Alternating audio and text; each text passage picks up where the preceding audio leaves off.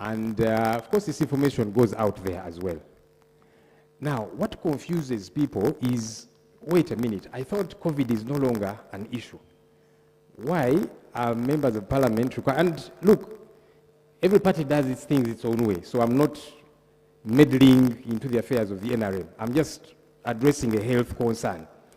So it becomes alarmist to the public and other countries that these Ugandan leaders, each time they're meeting, they have to do COVID tests.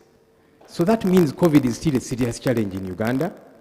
And in a way, we seem to justify the countries that impose travel restrictions on Uganda. Because I've seen the Ministry of Foreign Affairs and others, they are struggling with these countries and saying, look, Ebola is not a health crisis in Uganda. Don't impose those health travel restrictions on us.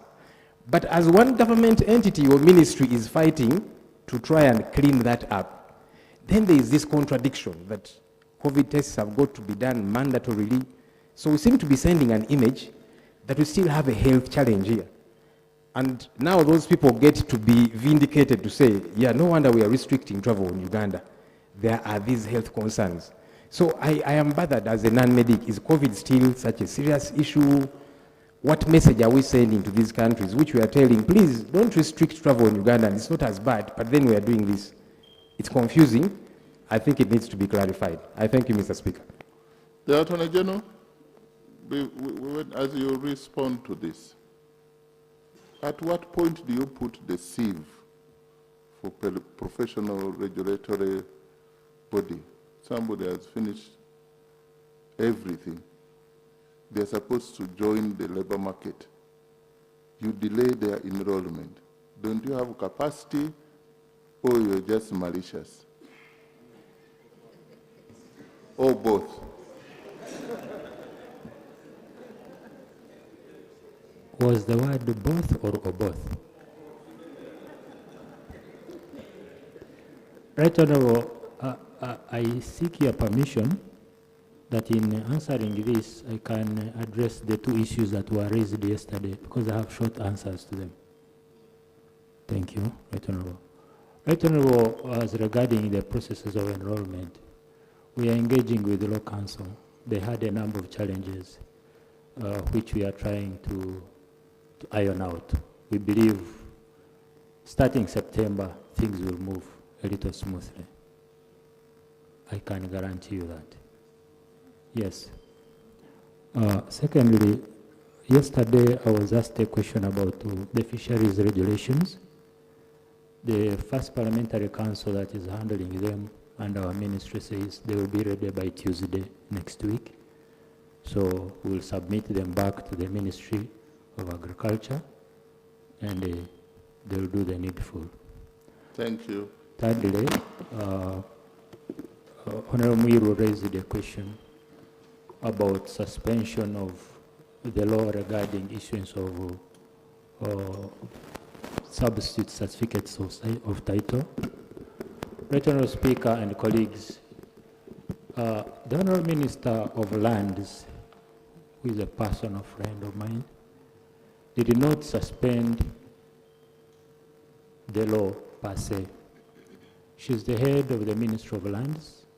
She has taken administrative measures because they have identified a mischief that people are fraudulently acquiring certificates of title, substitute certificates of title, and while the owners have their own titles.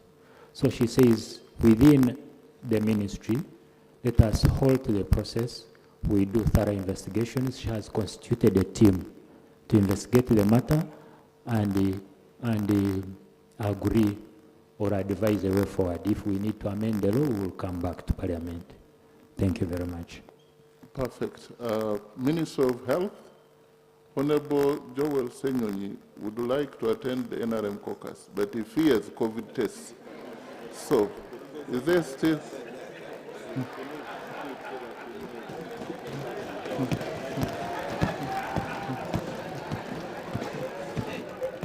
Mr. Speaker, allow me to clarify.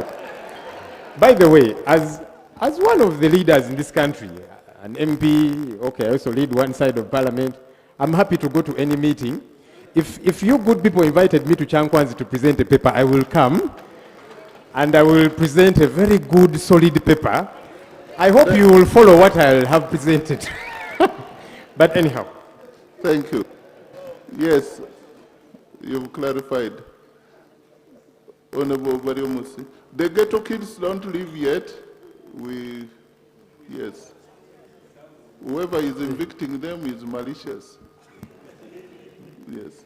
The ghetto kids, as we welcome them to Parliament, they should remain to listen to the Minister of Health. Thank you very much, Right Honorable Speaker, and thank you, Leader of Opposition, for raising that concern.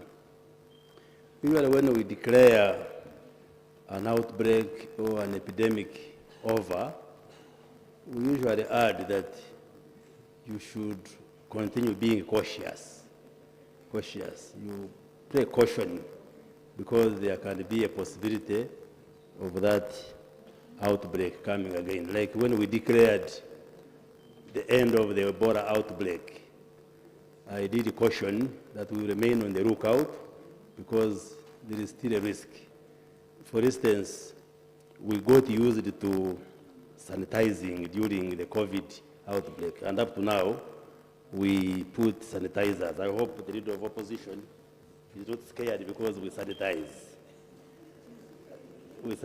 That's why there is one here and one there. So that should not be a big problem. True, if you are to meet the President, go to State House, there is a requirement for a COVID test. And the COVID tests are done largely in Mulago.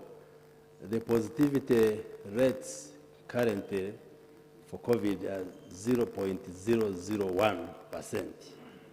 So meaning we basically don't have active transmission of COVID in the country.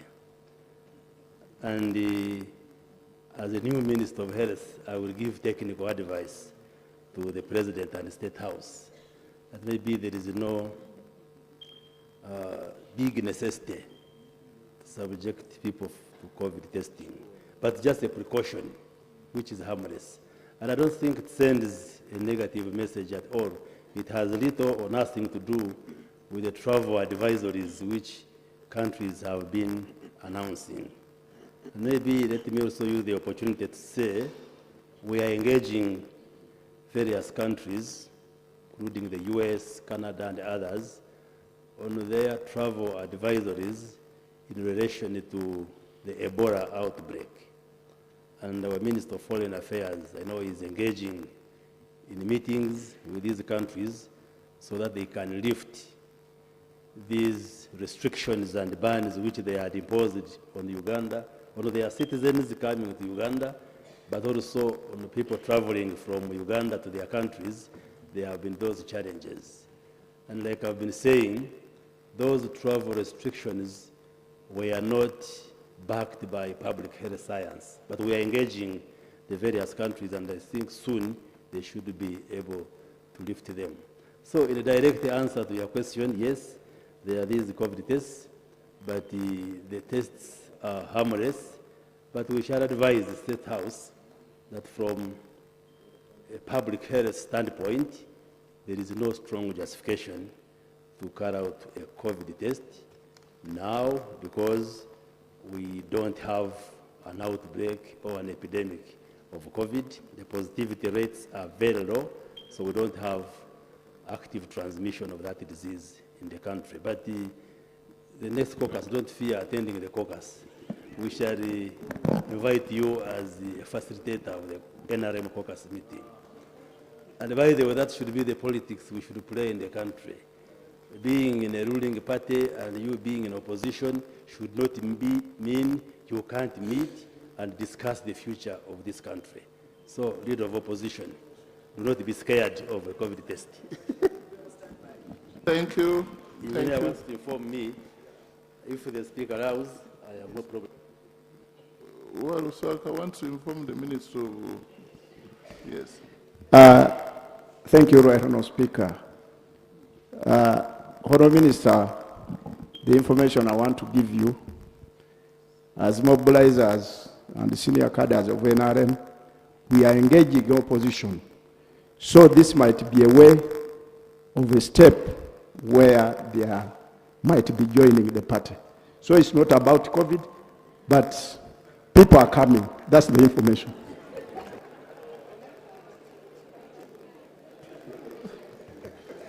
So thank you very much for the information. Yes, true. The NRM actually is an umbrella which accommodates people of different shades of opinion. So whoever is coming is welcome. Okay.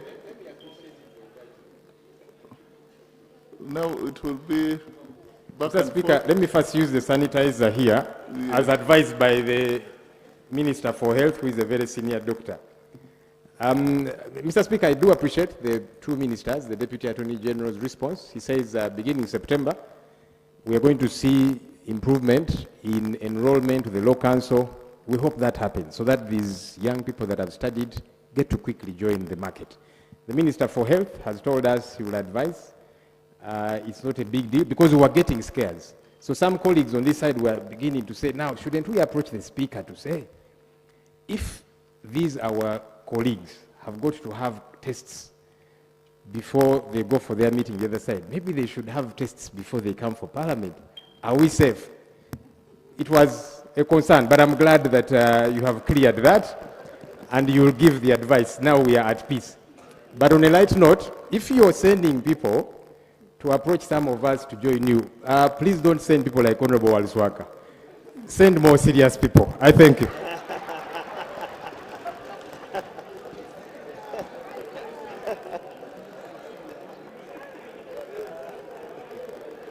Yes.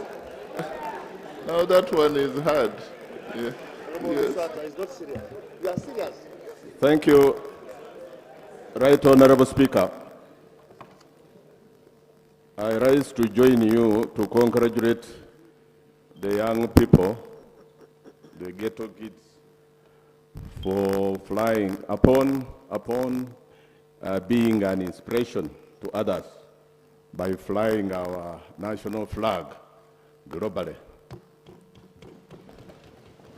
Mr. Speaker, the young people who overcome hardship become powerful examples of perseverance and achievement. And this, therefore, is a demonstration by word and deed that one is not defined by where you come from. One is not defined by the humble beginnings that you emerged from, but by the talent, the resilience, the potential, the creativity that one brings to the world or to society. So, Mr. Speaker, I'm here to pass my congratulatory message to the younger people for being an inspiration to others to know that even if you came from humble beginnings like a Mirambo, you can make it to be the Speaker of a National Assembly, so to speak. Thank you very much. Thank you. And my beginning was not very humble. I just want to take this opportunity to correct the nomenclature. Ugandans are so diplomatic that even when somebody is poor, he doesn't want to say he's poor. He say, I'm from a humble beginning. Poverty is not humble, my friends. Poverty is serious. Cassandra? Poverty is harsh. Thank you, Yes. Right Honorable Speaker. For purposes of record, my name is Abdul Bisaso, Member of Parliament, Kassanda South. Right Honorable Speaker, I raise to make a submission concerning the need for Parliament and government to recognize, appreciate, support, and deliberately invest in Ugandans who use their talent to promote the image, culture, and identity of our country on the international stage. Right Honorable Speaker and members, Uganda is blessed with enormous talent among our young people in music, dance and drama, comedy, fashion, film, and many others. But many of these talented Ugandans have become unofficial ambassadors of our country, carrying the Ugandan flag to international audiences, Right Honorable Speaker, and demonstrating that our young people can compete and excel globally. A notable example is with us, Right Honorable Speaker, the Ghetto Kids, whose exceptional dancing talent has taken Uganda to international platforms and attracted enormous global attention. Their success is not merely entertainment, Right Honorable Speaker, it is a demonstration of Uganda's creativity, resilience, and potential. Allow me to be on record to appreciate the 10th Parliament, Right Honorable Speaker, because at the time when we were faced with COVID-19, the Ghetto Kids had a challenge. Their home was about to be taken. The 10th Parliament saw it wise and contributed money towards purchasing their home to beyond 114 million. So I want us to thank the House for having done that to the Ghetto Kids. Right Honorable Speaker, that was very commendable and demonstrated that Parliament can go beyond legislation and oversight and provide meaningful support to the vulnerable and the talented Ugandans whose contribution to the country is significant. Right Honorable Speaker, however, these are not only the people who have represented us globally.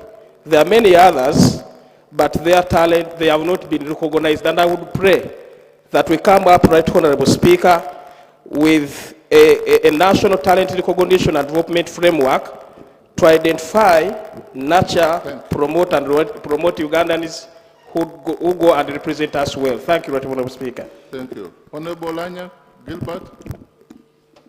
Thank you, Right Honorable Speaker. Right Honorable Speaker, 2 minutes. allow me to appreciate the Ghetto Kids. Right Honorable Speaker, we have many talented people down there. Only that they don't get the opportunity to show their talents. As the country, let us get the modality of encouraging our young people to display their talent.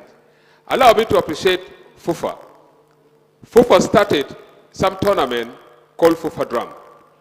And FUFA Drum used to unearth and give opportunity to young, talented youth down there in the village. But from nowhere, the program ended up abruptly. And I would like to thank also, Right Honorable Speaker, the government for putting up very many football stadiums across the country. And I pray, let each and every district should have a good football stadium so that we encourage our younger generation to participate very actively. As I wind up, Right Honorable Speaker, I pray that for the forthcoming AFCON, that's going to be in Uganda, let the government hurry with the constructions. For example, Akiva and Gulu, especially the airport. Up to now, no work has started. Yet you are left with few months to next year for the AFCON. I pray government should expedite the process. Thank you. Honorable Julius Achon. Thank you very much, Right Honorable Speaker. I just want to say something very little on your communication. Right Honorable Speaker, God doesn't crown you first. He has to dismantle you, then you got crowned after you are known. And I would like to congratulate our team, the Ghetto Kids. The Ghetto Kids, when I compare, is like a kid who came from a war zone like in northern Uganda. Remember when I was a little kid like them, I was kidnapped, but I became Olympian. And I raised the flag as you guys did. So I want to let you know, one time you're going to be a member of parliament or you're going to be the speaker. So you got to have faith and you got to know God.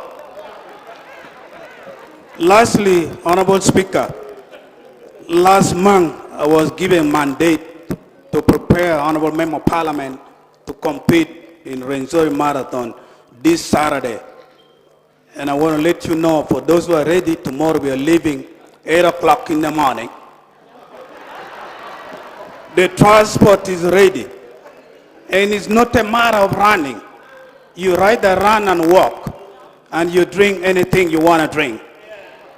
So please, honorable member, for those who have not registered, go on the website, Renzori Marathon in Kasese. I'm leading the team. I'm going to run 10 kilometers, and there's a 5 kilometers, there's a 21 kilometers, and a full marathon for a tour. So I request and I call upon everybody, honorable members, let's go and support the team of Uganda. We're expecting over 36 countries. Thank you, Right Honorable Speaker. Thank you. Honorable Mulianyama. But you see how parents name us. Honorable Mulianyama, you can imagine. Thank you, Right Honorable Speaker. For the purpose of record, I'm Honorable Kasirye Nganda Ali, Member of Parliament, Machinde East. Right Honorable Speaker, I want to join you to celebrate with the ghetto youth. I'm also came from ghetto at Katwe, and I'm ghetto MP. Right Honorable Speaker, as we talk about World Cup, we have our player who hold the Uganda flag for 20 years, Andy Mwesigwa, who is suffering with the road. He settled with the school during COVID. So as you have sent precedents for this house and help many entities, I think the government can interview the Andre Mwesigwa because he holds a Uganda flag for 20 years. So my concern is to pray the government to rescue Honorable Mwesigwa, who holds the Uganda flag for 20 years. Thank you, Right Honorable Speaker. Okay, on ghetto kids, I think that was communication. Honorable Dr. Slivia, I saw you with the ghetto kids. I don't know whether you're ghetto also. Thank you, Right Honorable Speaker. Indeed, I will just finish an interaction with the ghetto kids. Ghetto kids, oye. They are vibrant, they have made Uganda shine, they have thrown our flag very high, and they have even brought the ball that was played in the finals here. So we have the ball. Right Honorable Speaker, it is indeed very important for us to appreciate groups of that nature who make Uganda shine. But also yesterday in your communication, you talked about also appreciating outstanding public servants who have touched humanity in a special way. I hope that one will also go hand in hand with these kind of recognitions so that we have a holistic recognition framework. Thank you, Right Honorable Speaker. Honorable Christopher, thank you.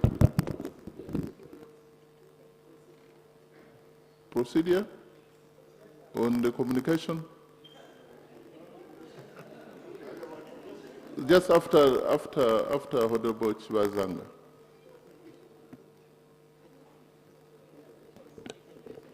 Thank you very much, Mr. Speaker and honorable members. I stand to join you to welcome and congratulate our children from the ghetto.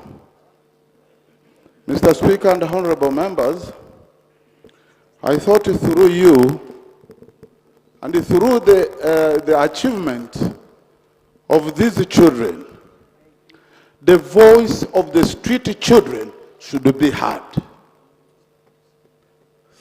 I thank our children have challenged me, and they have challenged many of us. Whenever I drive at the Jinja Junction in the evening, I see people with huge cars lowering down their windows and picking 1,000, dropping it to those children. Here we are proved wrong and challenged. That every child given an opportunity, he can make it in life. I pray and request that this country, led by us, and here I am, led by President Yoweri Museveni, we should try to give a chance to these street children, others who are still remaining on the street, and give them a life. I pray, Mr. Speaker, through you, that we do something possible to remove or reduce our children from the streets. These ones have shown us that every child given an opportunity can make it in life. I pray. Thank you. I wanted to we have quite a number of items today, but just to re-echo that the 10th Parliament raised 114 million, and those people bought a home with the 4 acres of land. This time they came that we may know that of a settled family, the children are settled, they're able to reach that far. I see the Vice President here and the leader of government here. They wrote to me and I promised to forward this to you. They are now having a rehabilitation home which they want to construct, and they are seeking help.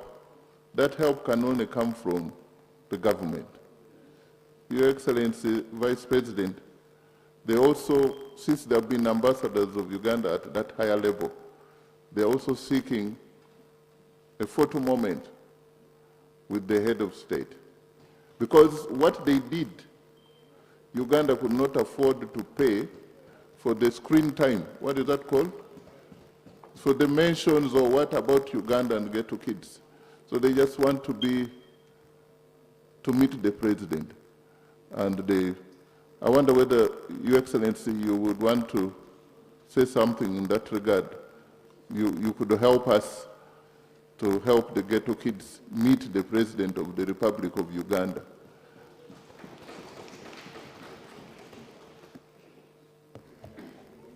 Thank you very much, Right Honorable Speaker. Before I welcome the Ghetto Kids back and congratulate them, let me welcome you back from Malawi and Gabon, where we are reliably informed that you marketed Uganda economically to investors in those countries. And I call upon all members of this August House, whenever they are out of the country doing work, to do what you normally do, besides the official schedule that you always have, and that is economic diplomacy. Let me welcome the Ghetto Kids back and congratulate them for the exemplary performance. You indeed raised our flag high, and you have been an inspiration to other young children across the country and indeed the continent. And as Parliament, as leaders, we pledge to give you the necessary support that you require in your journey. In light of what the Speaker said, we shall play our role very, very effectively and efficiently as messengers to relay that request to His Excellency the President to accord you an opportune moment to have an interaction with him, and indeed a photo moment. Right Honorable Speaker, having made a humble response to your request, I would also like to make a small request that I use this very opportunity to make my... Yes, go ahead. Mr. Mukaga is switching me off. He was my clerk when I was in the Committee of Defense and Internal Affairs. And that time he was so respectful because I was the deputy chair of the committee. The Honorable Speaker, I was requesting that you allow me to make my short intervention towards the State of the Nation address. The Speaker has allowed. Thank you very much. I congratulate His Excellency the President on his successful presentation of the State of the Nation address to the 12th Parliament. And my intervention goes as follows. I welcome and support entirely his message to all the people of Uganda that in this term of office, which we have commenced very well together, it is going to be a Kisanja, no more sleep and no more corruption. And this statement means a lot to all of us because the fight against corruption deserves and requires collective responsibility, including a responsibility of the leader of the opposition in parliament and all the members of the opposition. The Honorable Muiru is whispering to the leader of the opposition that all the accountability committees in parliament are actually chaired by members of parliament who are in opposition. So this Kisanja, no sleep and no corruption, should be a welcome slogan to all of us as members of parliament, and we should embrace it and play our roles and responsibilities in light of that slogan. Secondly, I welcome His Excellency the President's message again to all of us, the leaders and all the people of Uganda, that now is the time for us to work together to eliminate subsistence farming. Because a range of wealth creation programs and livelihood programs have been initiated by government, and we are here as vehicles of those messages to the masses so that those programs produce results. I indeed support His Excellency the President that the leaders must play a very key role of diagnosing the problems of the people so that proper responses are given to the people, and most important, that we should reach out to the people with clear messages, either through radios, TVs, etc. And that's why I thank you, Mr. Speaker, for empowering us as members of parliament to do our oversight role. I read from a very clear source that the facilitation to do that role has now been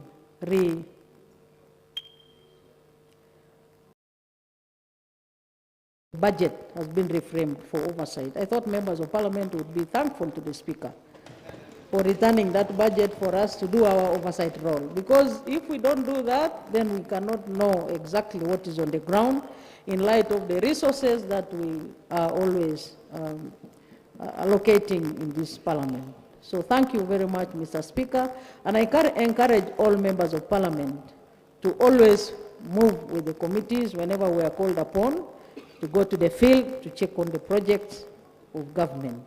His Excellency the President, in his State of the Nation address, gave us his example of how we used to move on foot, sometimes using a bicycle, to reach out to the rural people, to change their mindset, to abandon subsistence agriculture and embrace commercial agriculture. And he said, as we speak now, there are 115 milk coolers in Nyabushoshi. Those milk coolers were attracted there because the milk was available. The cattle keepers had listened to his message. We should be deliberate, intentional in our messages to the people, and most importantly, Mr. Speaker, we should also be examples. When we tell people to do commercial agriculture, all of us should be exemplary in light of that point of being commercial farmers. Finally, Mr. Speaker, His Excellency the President, in his State of the Nation address, also highlighted that in Uganda now there is pressure on land, and therefore the people should embrace the 4-acre model and acquire high-value enterprises so that they can optimally use the available land that they have. But most important, that there should be no land fragmentation. Because, for instance, Mr. Speaker, I don't know how many sons your father has. Africa, Uganda is a patriarchal society, when a father has 3 sons and he has like 10 acres of land, they split that 10 acres into 3 sons. And when the 3 sons also produce, they split those acres of land into their sons. I won't talk about sons first for today. I will come back and talk about daughters another day. But even when you talk about sons alone, you can see clearly that there's a problem.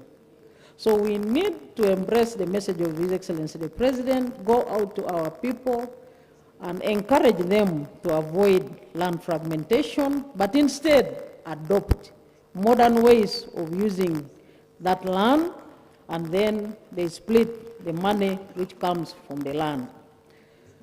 Issues of livelihoods, issues of household income are issues to do with the destiny of our people. They are issues to do with stability of families. There are issues to do with what is this? Food security, and so on and so forth. So on that first point of His Excellency the President, Mr. Speaker, I call upon all members of Parliament to participate and do due diligence on their part. There are a range of development programs which His Excellency the President talked about that are also a prerequisite to growth of the economy and development. One of them is peace. I am speaking when one of the members of Parliament was just talking about being abducted at one time. Maybe someone at one time was an IDP, another one may have been a refugee. We all know that without peace, it is not possible to do any development. So I would like to applaud His Excellency the President, who is the Commander-in-Chief, and all the UPDF and other security agencies for inculcating peace and security in our country. Peace which has enabled all the people of Uganda to participate in their productive activities. I thought that we would be very thankful for this, especially for me who has ever been internally displaced. Mr. Speaker, I've ever been internally displaced 3 times, to the extent of being even an internally displaced person in a seminary. You know how a seminary is not supposed to entertain any other person apart from seminarians. But at one point, I was a displaced person in Madera Seminary in Soroti. Fortunately, my uncle, the late Reverend Father Francis Asete, was a rector. And I was again a displaced person in another parish at one time, and another displaced person in Ngora Township. There are people who come from Ngora here. I was also displaced at one time in Ngora. So the issue of peace and security has a very strong connotation to the development process of any economy. And I would like again to repeat that I would like to applaud His Excellency General Yoweri Kaguta Museveni, the Commander-in-Chief and President, for the sustainable peace and security that we are now enjoying in the country. And the Honorable MP from Amuru is very happy. He's shaking his head and he's smiling. Infrastructure is one of the areas where His Excellency the President also alluded to as one of the areas which is a priority as an enabler of economic growth. And I would like all of us to always support the minister when he comes here, ministers when they come here to discuss with us, especially the finances concerning the infrastructure. And the regional cooperation is the last one, Mr. Speaker, I will talk about. There are many, I will talk about the last one as regional cooperation. As access to market in the East African community, access to market in the African Union, because we cannot produce and have market for all our products within our country. So I thank His Excellency the President for being a chief diplomat in our country, to the extent that as we speak, he's the chairperson of the East African community. He's also the chairperson of the African Peer Review Commission at the African Union. He's the chairperson of G77 and China. He's the chairperson of COMESA. He's the chairperson of NAM, and a very valid member of COMESA. Mr. Speaker, this means a lot to the people of Uganda. It means that the market of anything that you are planning to produce, any service that you are planning to offer is available within Uganda, but also in the region, continentally and beyond. Therefore, Mr. Speaker, I thank His Excellency the President for a well thought out and articulated State of the Nation address, which also has now clearly prescribed Uganda as belonging to the lower middle income status, with our GDP of $69.3 billion now. And we are expected to work towards $500 billion in the near future. So, honorable members of parliament, for us to get to the $500 billion we need to do collective effort. Mr. Speaker, there is always a presentation that is made by the leader of opposition after the presentation, after the Prime Minister moves the motion on the State of the Nation address. I would like to say a few points on the presentation of the leader of the opposition. First and foremost, many of the issues that he raises are taken care of in the President's State of the Nation address. I would like to repeat that the leader of opposition, together with members of the opposition, have a role and responsibility to participate in the fight against corruption, and also issues to do with human rights, freedoms, and justice, which was part of his points. They have a responsibility to work with the key leaders this side of security and defense to ensure that our country is safe and secure, but also ensure that justice is delivered to those that deserve justice. On human rights, it is the same issue. On health and education, the leader of opposition raises key pertinent issues on gray areas, but he falls short of raising strong areas where government is doing perfectly very well, including the fight against epidemics. The Minister of Health has just defeated Ebola. We defeated COVID. And when you compare the way we defeated COVID with other countries, we stand out so clearly. So the message here is that we should work as a team, the leader of opposition, together with the government, to ensure that we push the programs of government to the local people, as the President raises the issue that politics, leadership is about serving the masses. I thank you, Mr. Speaker, for giving me the opportunity, and I congratulate His Excellency once again for a very well articulated and nice State of the Nation address. Thank you very much. There's only one Vice President in Uganda, and we are happy to have you here. We know how committed.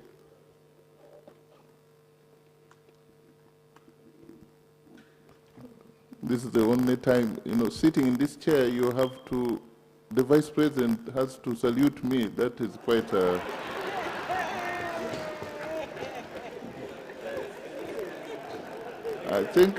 I think I'm beginning to enjoy. Yeah.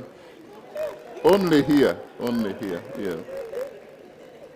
So, honorable members, we have a few matters of national importance that we might consider today, but we have, which is supposed to be. So we also have, and then to conclude, now the Vice President has started on the State of the Nation address. We are supposed to conclude that today. So I will want to use my prerogative and invite 6 people. And we see how 6 times 2 minutes each, that is 12, and we see how it goes. So, but I think we shall just make some adjustment. The first one to go is Honorable Eddie Kwizera, 2 minutes. Waga Wungu, or something like that. MP Buchimbiri. Right, Honorable Speaker, thank you very much. I don't want to challenge you, but either we discuss practice or theory, because I heard the original voice of the people of Buchimbiri in Chisoro. And when they send me here to talk about it, I should talk and satisfy them. Right, Honorable Speaker and members, Buchimbiri is in the Chisoro district. What will you be doing in the constituency?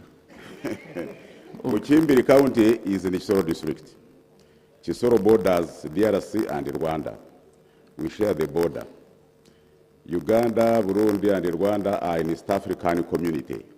But we have persistent wars at the Ugandan border in the DRC, which has affected the people in Chisoro economically, socially, and the people have, even those who got PDM money, they can't pay because of the insecurity and they cannot trade with our borders. Secondly, we're wondering if we still have the East African community, because we don't see how the states, Right Honorable Speaker. I'm attending to you. I'm the Speaker of this House. Yes. I'm listening to you, sir.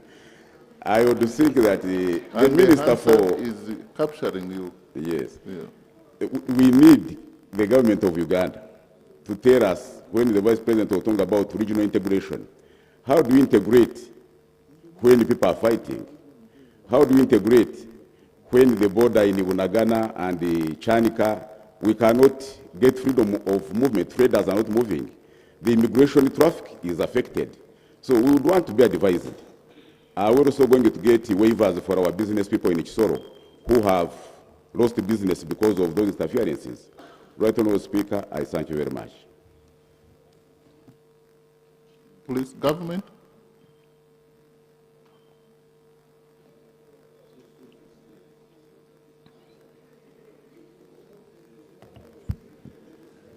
Thank you very much, Right Honorable Speaker and Honorable Kwizera. Honorable Kwizera is our neighbor. We come from Kanungu. The border between Chisoro district and the DRC, I think the major challenge is that the other side of DRC is under the M23. They are the ones in the governance, and that creates its own challenge. But M23 is not fighting Uganda. I think it is fighting with the government of DRC, and this is an issue which is being handled by our governments in the East African community. Of course, the border with the DRC has also been, the issue has been compounded by the Ebola epidemic on the other side, where we have closed the entry points as we manage the Ebola outbreak in the DRC. But that one, I think, will come to pass once Ebola has been contained.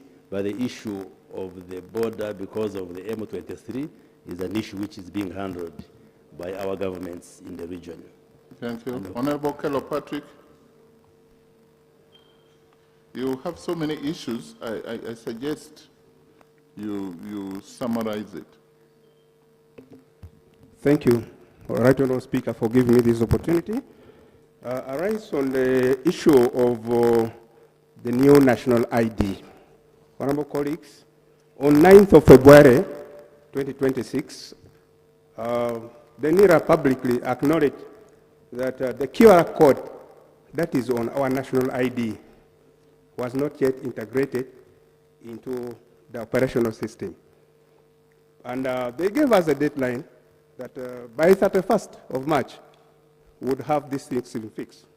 But Right Honorable Speaker, as I speak now, Ugandans are crying out, because when you go into banks and some of these service providers that require QR code, the new national IDs are not corresponding.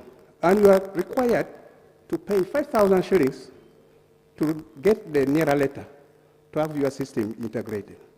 I therefore pray and request that the Minister for Internal Affairs and NIRA explain to us and give us a deadline. When shall we have this QR code in our national ID, the new one, working? Thank you. I beg to submit. Government?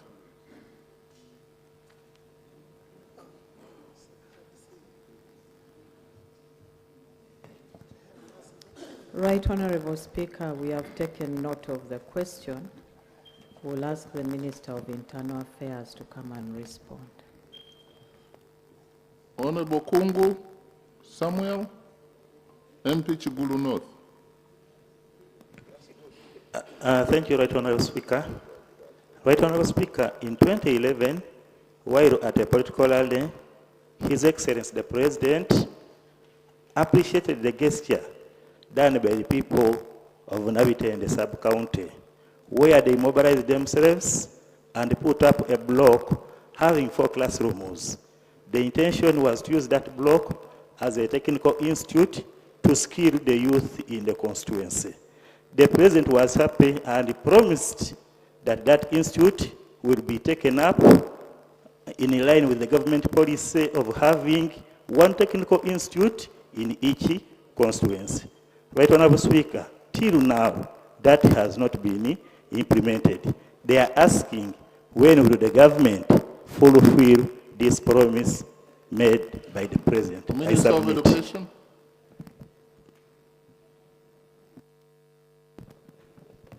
Thank you very much, Right Honorable Speaker and honorable colleagues. We are aware of all presidential pledges relating to the sector of the Ministry of Education and Sports. We have factored them into our budget. We want to confirm once we have resources that are available, we'll be able to fulfill it. I thank you so much. Honorable Chen, Geoffrey. It's doing very well, isn't it? Honorable Gwang. Thank you, the Right Honorable Speaker. Arise on a matter of emerging humanitarian disaster arising out of the continuous rise in the water level of Lake Kyoga and Lake Kwania, displacing families, destroying road infrastructures in the entire district of Amalatar. Right Honorable Speaker, Amalatar is a peninsular district in the middle of Lake Kyoga and Lake Kwania. And as of now, it is consistently in a low-lying area. And the continuous rise in the water level has, for instance, displaced 4 villages in Akwon sub-county. It has blocked 1 parish in Achi sub-county. They cannot access health services. They cannot access schools. They only access the mainland through the boat. Right Honorable Speaker, these families need support in terms of food relief, in terms of shelter. Right Honorable Speaker, the current situation in Amalatar district is even blocking the only exit road, the district road on land, that connects the district and Kaberamaido district. That is the road from Ochiero to Achengrenyi. That needs emergency repair to raise the swamps that connects the 2 districts. Right Honorable Speaker, if this situation is not supported, very many communities in the Malatar district will be displaced, and then 2, all the roads infrastructure will.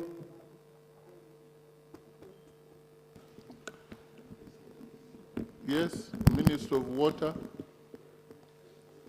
Where are you pouring water too much in Amalatar?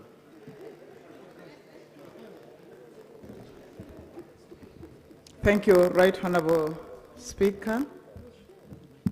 I sympathize with my brother for raising those pertinent issues because our people are displaced and there's already too much water displacing them.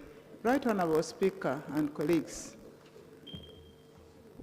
we were here telling the country that very soon we shall have a lot of rainfall. And actually we are even expecting an El Nino in this country. And therefore it has started. We have some rains already coming, and actually too much water is a result of too much rainfall. And more is expected to cause the rise of water levels in Lake Kyoga and Kwania area. But Right Honorable Speaker, The issue of the honorable colleague is twofold. As government, there's need to come and help the people who are displaced. From the Ministry of Water and Environment, these are results of some activities. Most of these water bodies, Right Honorable Speaker, are being degraded. They are silted because there's activities around the water banks. The soil has sunk in. The water no longer flows in a designated path, and they wander. So we need, as a people, and seriously for that matter, to protect our water bodies, the water banks, the forests. You would conclude if you would tell us something about the interventions is asking. Right Honorable Speaker, as I said earlier, is a twofold because it's a disaster and it goes to another part of government. I'm looking at my sector that for a long-term solution, please let's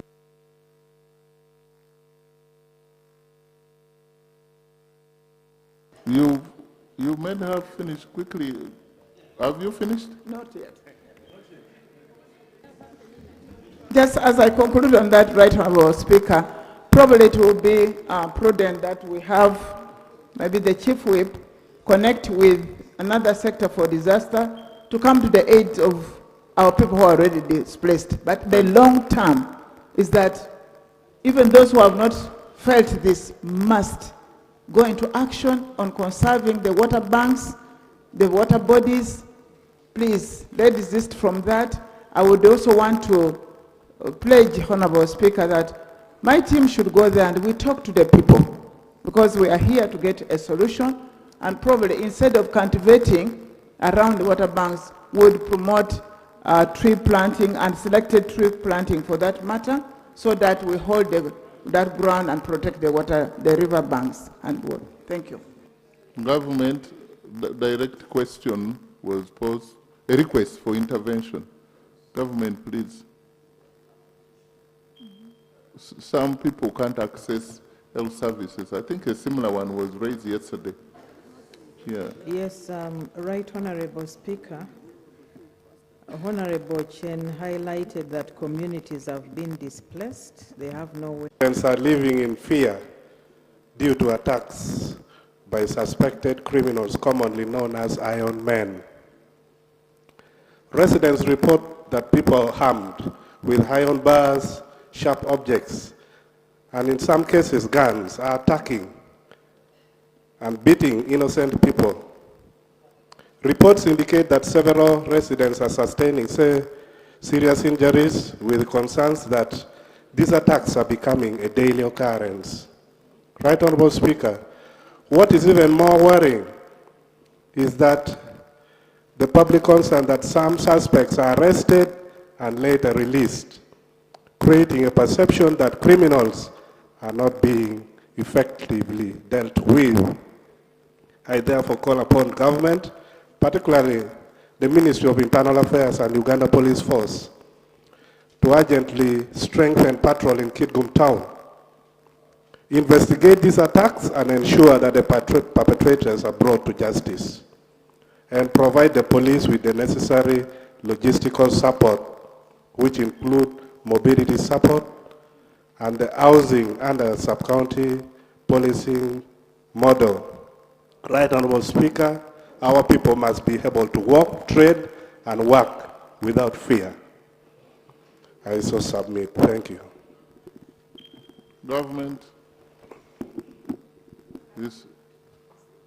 that's security now. You're standing for internal affairs. I hope you will discharge it well. Thank you. Thank you, Right Honorable Speaker. I thank my brother for raising that pertinent issue.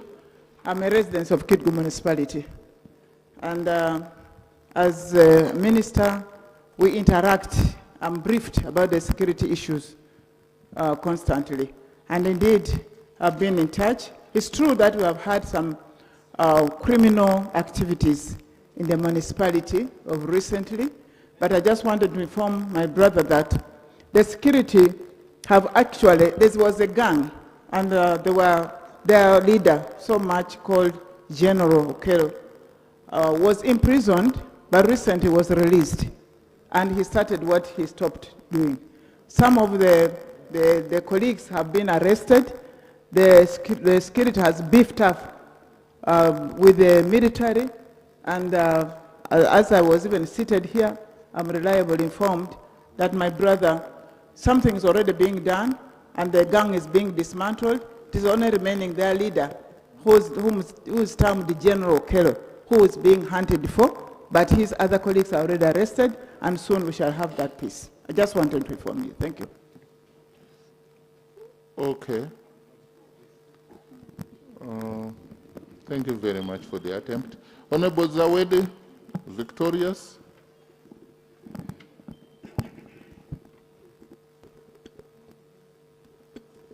Thank you, Right Honorable Speaker. Allow me to take this opportunity to thank the Minister of Education and Sports for allocating some resources for the construction of Nabuswera Seed Secondary School.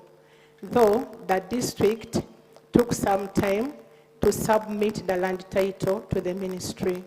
It was on 20th last month that the Permanent Secretary of Education and Sports wrote to the CAO of Nakasongola district notifying her about government not being able to construct or to start the construction of Nabuswera Seed Secondary School.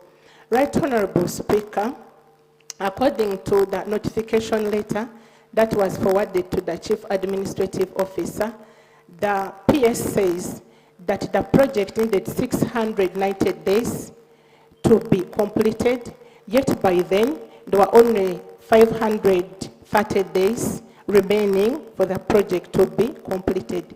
So it was on that background that the PS wrote to the Chief Administrative Officer. My prayer as the woman member of Parliament in Nakasongola district goes to the Honorable Minister of Education and Sports that let the process of constructing Nabuswera Seed Secondary School under Uganda Secondary Education Expansion Program, USIP, start in order for us to cater for the vulnerable people that move a long distance to access education, as it has taken some long period when Nabuswera sub-county has no any seed secondary school or government-aided school. That's my prayer, Right Honorable Speaker. Minister of Thank Education. We are going to learn together on how to raise these matters of national importance, because if we want it to be fruitful, Honorable Peter Gwang, do it the way you do. No, first of all, I want to begin by thanking you and thanking my honorable colleague. Right Honorable Speaker, I want not to do the way you want me to do, but I want to do the way I'm meant to do it. To begin with, first of all, I would want to congratulate her that out of the 904 sub-counties without seed secondary school or government-aided schools, hers was among those which have been considered. But like we have always guided you, there are terms and conditions on how these projects are handled. One of the main ones is the question of land ownership. For that matter, we normally write to you and ask you to provide us land which is titled in the name of the school. Unfortunately, sometimes some of you do not have that conditionality. And yet, I also still have a burden of many to be considered. So in an event you don't meet the criteria, I am forced to push that opportunity to another area where they must have met the what? The criteria. So this information to all of us, that please, honorable colleagues, let us prepare our areas where you know you have sub-county without a seed school, land requirement ownership is a must for me to support and fund those projects. So for my sister of Nakasongola, I invite you to come to my office. We look at what is available and how we could be able to follow up that project for the future. Honorable, I thank you so much. Thank you. You've done it. Honorable. Thank you. Yes. Right, Honourable Speaker, I rise on the point of procedure on our parliamentary rule of procedure, Rule 88. Right, Honourable Speaker, we made this rule to be followed by all of us, and it's the rule that guides the House. I have seen amidst the ministers, about 4 of them are violating the rules made by this parliament as far as the dressing code is concerned. I can see Honorable Minister for Agriculture, Honorable Minister of Guang, Honorable Minister for Energy, including the elderly member of parliament from the side of NRM, and another member seated there. Right, Honorable Speaker, if we start violating our own rules of procedure, it means this parliament shall go astray. The procedural point I would like to find out from you, Right Honourable Speaker, is it right to continue accommodating, especially the ministers who are violating our rules of procedure? If it's procedural okay, Right Honourable Speaker, you allow them to exit until they change on their dressing code. I beg to move. Honorable.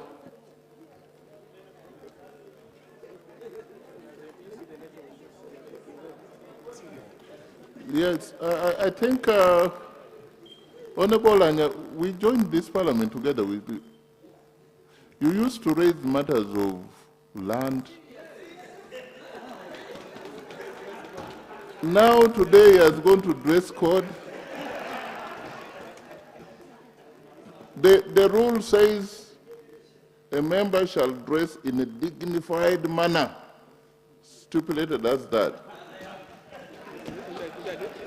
So I know that my brother, my young brother, and the Right Honourable Deputy Speaker has made some guidance, and the matter was referred to the Rules Committee. For now, you see, we are getting stuck into the old, but it's the rule now, but we shall need to make some, let's wait for the Rules Committee. For now, the people before me, you mentioned, they are dignified. They are dignified. But you've been referred to the rule, the members mentioned, you've been referred to the rule, and that is still the rule. So, I wonder whether I have given with one hand and took with another. But the truth is, when we joined here, Kaunda suit was allowed. Kaunda suit, there is nothing more African than Kaunda suit. If you can allow a kanzu in the rules, here, a kanzu is a pair of trousers. Must you tell somebody who is putting on a kanzu that you should put on trousers? And a jacket. So if you can allow a kanzu, we should be. I don't know how it was removed. I used to be a chair of rules, and we left in there Kaunda suits. It must be decent. But now in Uganda, you can't have a Kaunda suit. So, well, let's wait for the Rules Committee to yes, that's the Vice Chairperson of Rules Committee. He wants to give about the number of matters of national importance here. We handled out of 14 or 15, we handled only 6. Because every question requires some response. And now we have the Prime Minister, the first female Prime Minister of Uganda, here.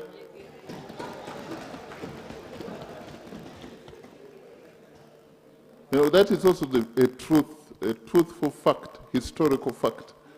The first female Prime Minister of the Republic of Uganda. We have her, but she came 2 minutes to the time.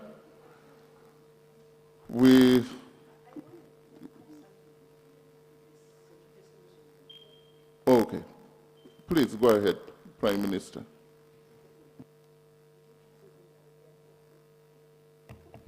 Right Honorable Speaker and members, good afternoon. Today I had an opportunity to interact with the security chiefs in the country, and the issue of the security situation in Kitgum came up. It so happens that there are people who had been arrested. There's a man called Okero. He calls himself Geno. He was arrested, put in prisons of Kitgum, but they later found that he was fighting with every prisoner there and injuring some, and he was transferred to Rosira. He served his sentence and he went back. And then he started from where he ended. And that's where we have issues with our judiciary. Because now the man is back, he started where he ended, he's now more sophisticated. We were told there was a security committee meeting yesterday of the district, and the security committee requested to be beefed up with some security as they hunt for this criminal. And I know they will arrest this criminal. And another criminal gang that is coming up, they call themselves Iron, I'm forgetting the name, Iron Bar, something. So I thought I should give you this, that government is trying is trying every way to make sure that this criminal is rearrested and brought back to prison. Thank you. Clerk, Prime Minister, call the next. Item 4 on the other paper, statement by the Right Honorable Prime Minister on government business for the succeeding week, 25th to 27th August 2026, pursuant to Rule 29 of the Rules of Procedure. Right Honorable Prime Minister. Right Honorable Speaker and members, pursuant to Rule 29 of our Rules of Procedure, allow me to present the business of government for the succeeding week, that is 2025, 2027, August 2026. Right Honorable Speaker and members, we shall come up with a statement by the Ministry of Water and Environment on the weather forecast in the country. The second one is a statement by the Ministry of Local Government on the status of upgrading markets in the cities and the municipalities countrywide. The last one is by me on to the response of the leader of opposition to the state of the nation, which was by His Excellency the President. Let Honorable Speaker, I beg to submit. Thank you. Next item. And Right Honorable Prime Minister, you should have been told by now that we shall be getting into a recess from 3rd. Our recess, does it begin on 3rd or? Yeah, begins on 3rd. For 3 weeks. And we want all the businesses we are going to condense everything before 3rd. Thank you for this. Next. Item 5 on the other paper, Prime Minister's time. Right Honorable Prime Minister. Right Honorable Speaker and members, As you are aware, we have both written and oral. So let me start with the written questions. I got one question from Honorable To Edward Agago. He says Agago district has had the lead in Acholi sub-region in voting for the ruling party for several years. And his prayer is, when will government upgrade Patongo Health Center 4 to a district hospital? Honorable Speaker and members, this is my response. And that Patongo Health Center 4 is one of the facilities that the government recently upgraded from Health Center 3 to Health Center 4. In line with NDP 4 and the Ministry of Health Strategic Development Plan 2025-2026, 2029-2030, government has planned to upgrade his high patient volume health center 4s across the country to community hospitals. Patongo Health Center 4, being one of the facilities serving a high patient load and a large population, will be among those prioritized for upgrade to a community hospital status in the short term. A community hospital is mandated to provide services equivalent to those of a general hospital, including comprehensive emergency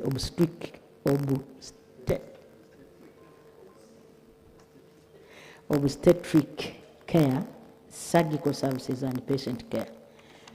Members, the upgrade will be done progressively. The first phase will involve the construction of 30-bed bed healthcare capacity, and which will expand the bed capacity of the facility to 60 beds. This intervention is planned for the implementation in the financial year 2026-27. I got another question from Honorable Okeyo Peter, Bukoli Island. I think this is Namaingo district. Government put a ban on fishing of carpenter fish, mokene, using hurry up and recommended chota, leading to high prices of feeds for poultry and animals, as mokene forms part of the feeds. His prayer is, when will this ban be lifted? But Honorable Speaker and members, my response is that in February 2024, as a measure to eradicate the harvesting of immature fish, government through the Ministry of Agriculture, Animal Industry and Fisheries banned the use of hurry up and the other bird fishing measures. These measures are illegal under the Fisheries and Agriculture Act Cap 314 and the fishing rules 2010, which are currently in force. Further, following a presidential directive, the ministry also banned the use of lights for the night fishing.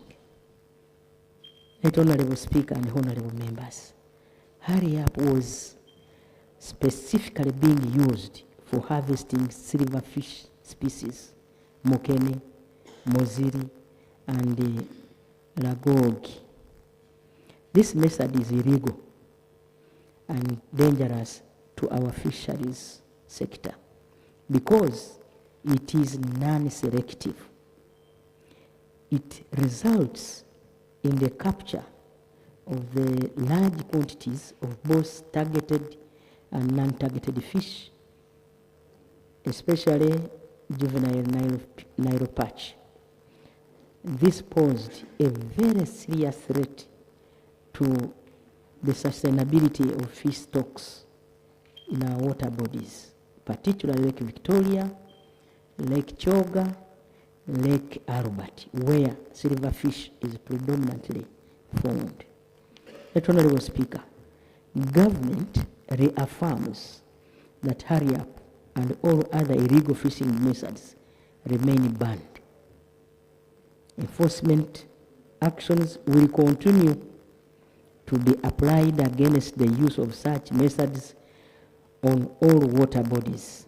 Furthermore, the fisheries and aquaculture regulations that are soon to be tabled before this Parliament will prescribe alternative sustainable methods of harvesting silverfish. I got a third question from Honorable Mugabe Robert from Kitagwenda. Right Honorable Speaker, according to him, during the recent works on the Ibanda, Kabujogera, Mahioro, and the Kabujogera Rangers Road, the Ministry of Works and Transport only carried out pothole patching, leaving the Mahioro Buhindaje section untouched, which is now impassable. And his prayer is that, can I please update the House on the matter? My response, Right Honorable Speaker and Honorable colleagues, is that the roads listed above all follow under the Ministry of Works and Transport and are supervised by Ibanda section. During the financial year 2025-2026, the station successfully carried out grading works on all the roads under Kitagwenda district, with the exception of the Mayoro Buhindaje road section, that is 8.1 kilometers. Right Honorable Speaker and members, under the approved financial year 2026-2027 quarter one work plan, the station has prioritized intervention on the Mayoro Buhindaje road through the force of on-account operations. The planned activities include grading works and installation of culverts. The works are scheduled to commence this month. Number 4, the question came from Honorable Chiwanuka Sulaiman, Machifoma County, Mukono. The member raised an issue on the alleged illegal sale of Rugazi Catholic Church land and the intimidation of church members and local leaders. His prayer is requesting for an update. That Honorable Speaker and members, a follow-up has been conducted on this matter, and the findings are as follows.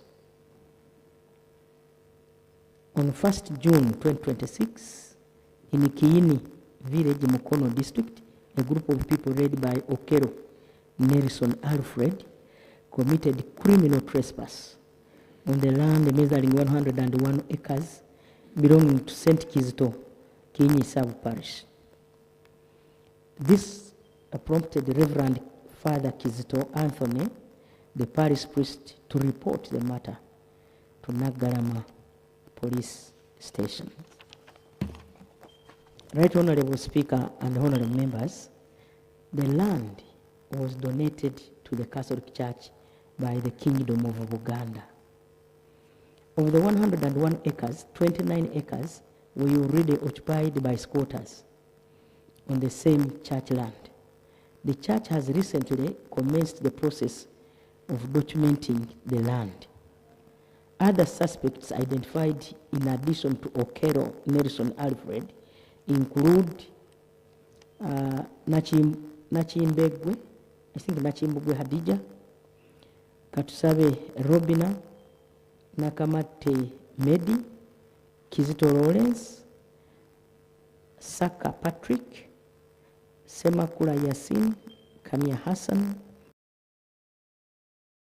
The suspects claim ownership of the church land, some alleging to be First second or third generation of Chibanja owners, of Chibanja holders. These Chibanja holders allegedly sold portions of the said land to Okero Nelson Alfred between March and May 2026. Further, on 6 May 2026, the LC3 chairperson of Kasau Sub-County and the RDC of Mukono held a meeting in Kiagi village to conduct fact-finding on the conflict over the same church land. Right Honorable Speaker and Honorable Members, investigations were conducted and the case file has been sanctioned against the suspects. The government remains committed to protecting institutional land, including church land, from illegal encroachment. The relevant authorities will ensure due process is followed. The fifth question, Right Honorable Speaker, came from Mama Miria Chambade, MP Maogola North Constituency, Mpigi District. That on 29th December, His Excellency the President pledged during his campaign rally in Mpigi to establish a ferry service for the people of Buyiga. And her prayer is that government should urgently establish a ferry connecting Ruvumbo landing site to Buyiga Island in Kamengo sub-county, Maokota North, citing the challenges faced by the island community in accessing essential services and markets, and the request that the ferry service be prioritized in the recent financial year's budget. Right Honorable Speaker and members, my response is that the Ministry of Works and Transport has a strategic plan to progressively connect all isolated communities that have been assessed and found to be technically and economically feasible for ferry connectivity.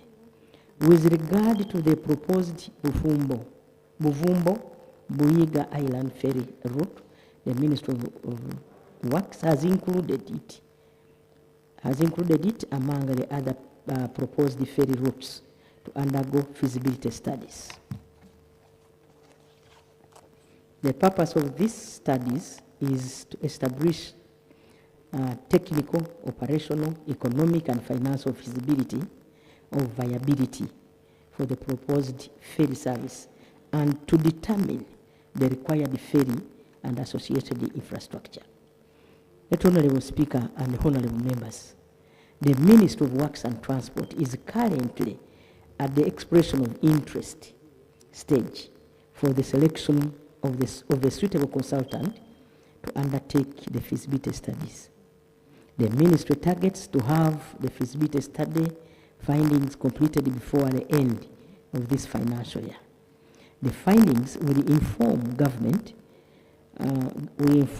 government's decision on the appropriate implementation options for the next phase of the ferry development, including the proposed Buvumbo Buyiga Island ferry connection. The sixth question came from Honorable Karungi Annette Pamela, District Woman Representative, Kabarole District. The member raised a matter concerning the delayed works on rehabilitation and upgrade of Chegegwa Chenjojo Road. She requested, that is her prayer, for an upgrade, for an update on the matter. My response, Right Honorable Speaker and Honorable colleagues, is that following a presidential directive to engage China Communication Construction Company Limited, CCCC, for rehabilitating Chegegwa Chenjojo Road, government initiated direct procurement of CCC. The procurement process is currently at evaluation stage. To keep the road motorable, the procurement is ongoing. The in-house team from the Ministry of Works and Transport commenced interim works on the site. The progress to date is as follows. Asphalt has been laid on 11 kilometers, like I said the other week. Works are currently progressing from Chegegwa towards the Mubende district. 3 kilometers have been processed towards Chenjojo district. The target is to lay 3 to 4 kilometers of asphalt every month until the full scope is completed. Government remains committed to the timely rehabilitation of this road and to improve connectivity and support trade in the region. The other question came from Honorable Motego Ronald Hanguja, MP Bunyore East Constituency. That Honorable Speaker and members, the Honorable says that the current makeshift timber crossing Manafa Bridge is unsafe. River Manafa, with its high discharge and recurrent flooding, has repeatedly eroded embankments and cut off access to essential services. And his prayer is, 1, government recognizes the urgent need for the construction of a bridge across River Manafa along Kachonga Moro Road in Butareja district as a matter of national importance. Number 2, prioritize detailed engineering design, hydrological and geotechnical studies, and environmental impact assessment in line with NEMA guidelines. Number 3, Parliament allocates the required resources to expedite the construction of the bridge. Number 4, that I coordinate and ensure timely implementation to save lives, restore connectivity, and strengthen the cost of the wall of the works is approximately 18 billion Uganda shillings. However, due to limited Kirungi Anet Pamela Kabarole, many villages, according to her, many villages remain without electricity. Arugongo sub-county, while areas connected to the national grid suffer. Response. That the Ministry of Energy and Mineral Development, with funding from Exim Bank of China, the African Development Bank and the World Bank, has installed 26 kilometers of medium voltage lines. Kanyasehero, Kiguma Sel, Chiwera, Mukonomori, Chiguma, Nyakabira, Nyangu, Wansiri, and Wansiri 2. Further government, with funding from World Bank and Government of Uganda, through the electricity access scale-up project and the grid expansion to support Paris Development Model project, plans to install 64 kilometers of medium voltage lines and 63 kilometers of low voltage lines along with 50 distribution transformers. This will electrify a number of areas, including Kasenda Town Council, Arugongo sub-county. Government remains committed to extending electricity access to all productive zones and households in line with the Paris Development Model project. The other question came from Honorable Kitanywa Sowed, MP Busongola County North. He raised a matter concerning the issuing of the new national identity cards that need decentralization at parish level. And my response is, Right Honorable Speaker and members, that government acknowledges the burden faced by citizens who must travel long distances to access national identity card services. To address this, government is currently exploring the following proposals. 1, utilization of parish chiefs to support the national identification and registration Authority, NIRA, in carrying out registration and mobilization at parish level. Number 2, a mass registration and issuance drive to reduce the number of unregistered Ugandans from 11.9 million to below 2 million, and unused cards from 7 million to less than 500. The expansion and full staffing of the NIRA structure from 571 to about 998 staff to ensure that at least 3 staff per district. Right Honorable Speaker and members, once these proposals are approved by Cabinet, I will update this House on the implementation plan and timelines. However, government remains committed to ensuring that every Ugandan accesses identification services in a timely and convenient manner. The other question, Right Honorable Speaker and members, came from Honorable Vincent Freedom Kaheru, MP Chaka North, Chegegwa District. He says that there has been surge in insecurity in Chaka North over the last 2 months. The first incident happened on 17th May 2026 in Bwengiri A, Kalama Parish, Kasule Sub-County. A family was attacked by unknown persons who wielded pangas, hammers, and nails.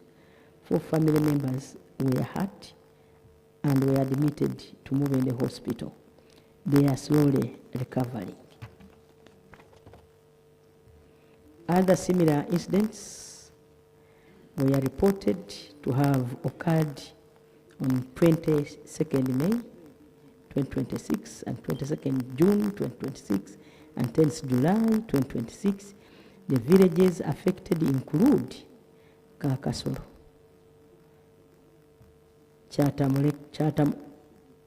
Chatamuteka, Rugara, Wenyenje, and Muhanji in neighboring Chaka Central. These have resulted in 2 injury and some incidents deaths. The relevant security agencies in the district have been notified and have taken some actions. However, as you can observe from the dates, the incidents continue to reoccur. And these are his prayers, that these security matters be thoroughly investigated. Number 2, peace situation be restored to normal so that our people can focus on production for development.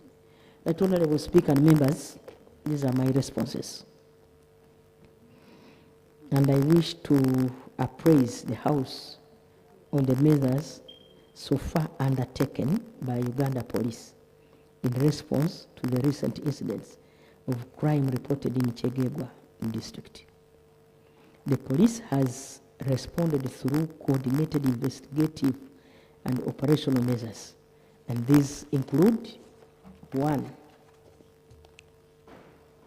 the identification and arrest of several suspects connected to the reported incidents, deployment of intelligence teams to pursue the suspects still at large, a tracking of stolen mobile phones and recovery of exhibits used in the commission of offenses, deployment of canine units to crime scenes to assist in suspect identification, submission of case files to the resident state attorney for legal guidance and action, submission of forensic samples for scientific analysis to strengthen prosecutions, arraignment of suspects in completed investigations before the court where appropriate, and community sensitization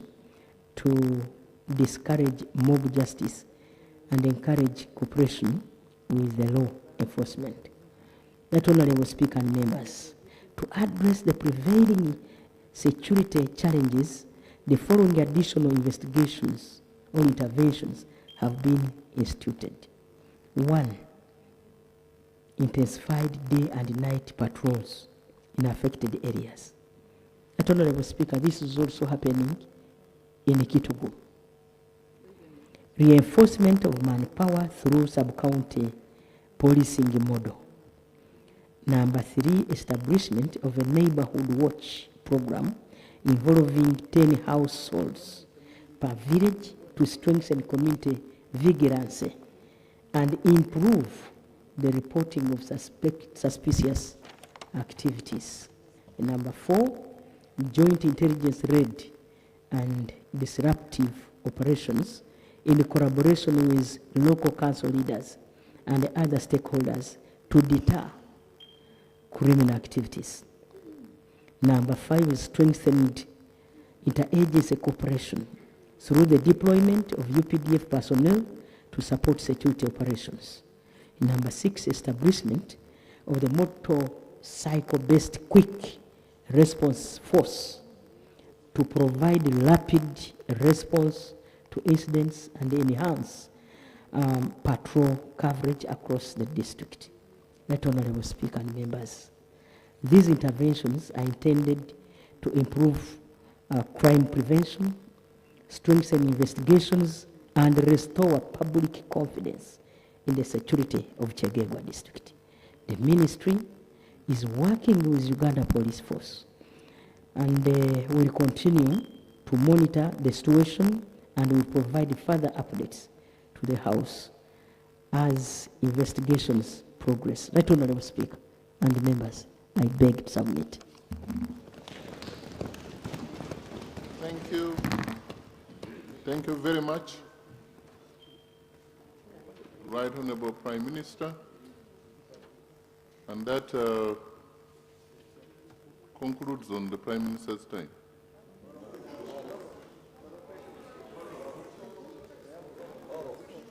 You have written, you have oral, you are not satisfied with the answers.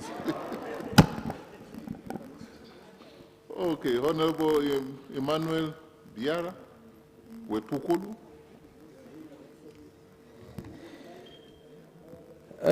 Thank you very much, Right Honorable Speaker. And thank you very much, Right Honorable Prime Minister, for giving answers to some of the challenges facing our country. But Right Honorable Prime Minister, in Bulambuli constituency, we have issues of land grabbers and then other encumbrances that you are very aware about them, and that is why government failed to buy land for settlement of victims. Right Honorable Prime Minister, even today, there is a company of an investor, an invisible investor called Eastern Uganda Agricultural Limited. They went and evicted people from their land using tear gas and then some of the security people. I request Right Honorable Prime Minister, you direct the Minister of Lands to come to Bulambuli to save us from land grabbers who are even using the names of very big people in this country, and maybe they are just maligning them. Thank you very much, Right Honorable Speaker. And just to guide, Rule 43(4)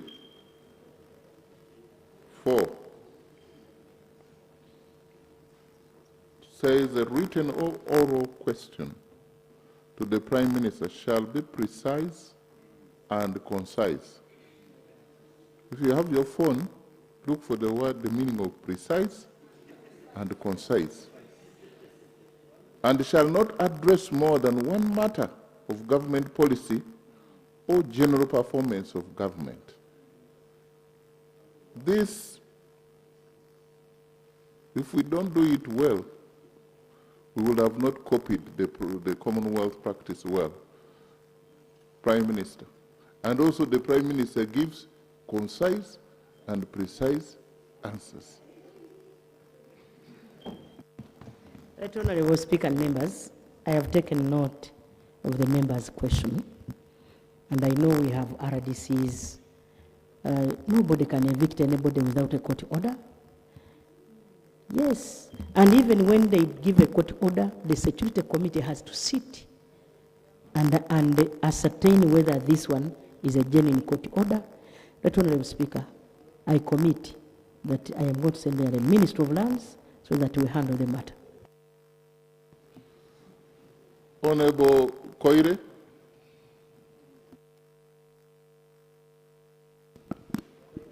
Thank you, Right Honorable Speaker. This is Honorable Koire Moses. You are Honorable Okwerede. Okwede, eh? Okwede.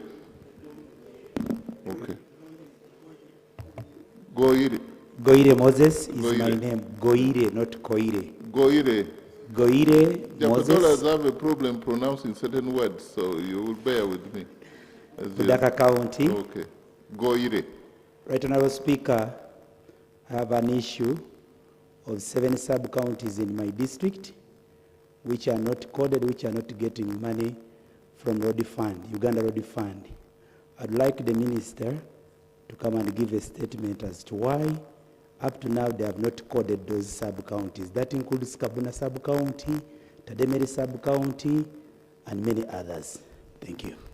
You mean the sub-counties not getting money allocated? Under Uganda Road Fund. Prime Minister?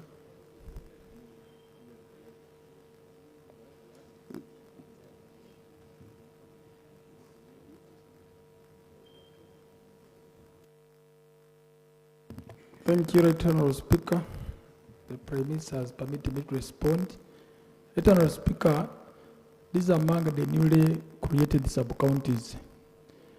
We still have a challenge as a Ministry of Works, but we have engaged the Ministry of Finance amidst the many demands they have to consider these new sub-counties and the town councils such that we can solve this problem. Thank you. Then Honorable who? Aisu. Honorable Aisu.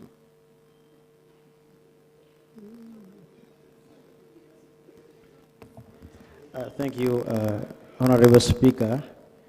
Last time you stopped me from raising the hand, and thank you so much for guiding me. Honorable Ibrahim Aisu, Palisa County, in the district of Palisa. Honorable Speaker, I have a concern of the General Hospital within the district of Palisa. The X-ray is now 10 years down. It's not functional, and the scanning machine, it's in the state of analog. It can't even go beyond 2 to 5 patients. The question? So it's my plea to the government, in line with the ministry, are responsible to put the things right. And then Kagodi Parish is one of the parish in the One. Thank you. Yes. Prime Minister, you have the X-ray man. Thank you very much, Right Honorable Speaker, and I thank the Honorable Member for raising the concern of the X-ray, the scans, and other equipments. We are negotiating and engaging the Ministry of Finance to mobilize resources to equip our health facilities, because not only his health center, there are other hospitals where there are no X-rays, and we shall ensure that we prioritize his health facility once we get the resources. Rakai. Thank you so much, Right Honorable Speaker. My question is, it regards our road from Ntusi, Riantonde, Rakai Tantamchi Road that was promised to us 15 years ago by the president. It's in the NDP4 and it has never been worked on. We are wondering what we did to government for us to be promised empty promises. Therefore, we need the road very urgently. Thank you so much.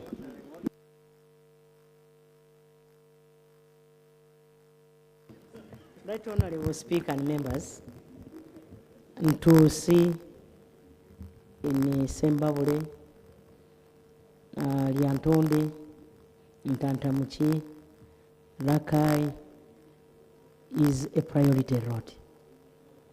And it is in our National Development Plan 4, it is in the NRM manifesto.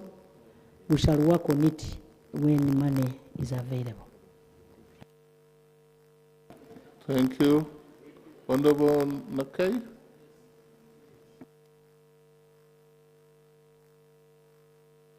Thank you, Right Honorable Speaker. My name is Julius Nachi, MP for Budadiri East.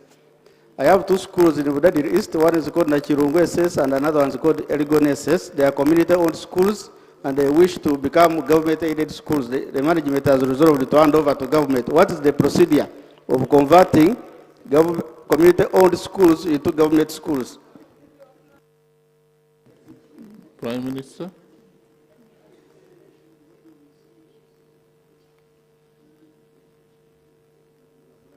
I thank you, Right Honourable Speaker, through the Prime Minister, Right Honourable Prime Minister. First of all, I'd like to thank the member for raising that matter. But Right Honourable Speaker, allow me to draw the August House to the policy of government in line with the provision of one government school per sub-county. How I wish my colleague could be sincere and tell the August House whether within these two seed schools, the request which is coming, there is no government-aided school from that sub-county.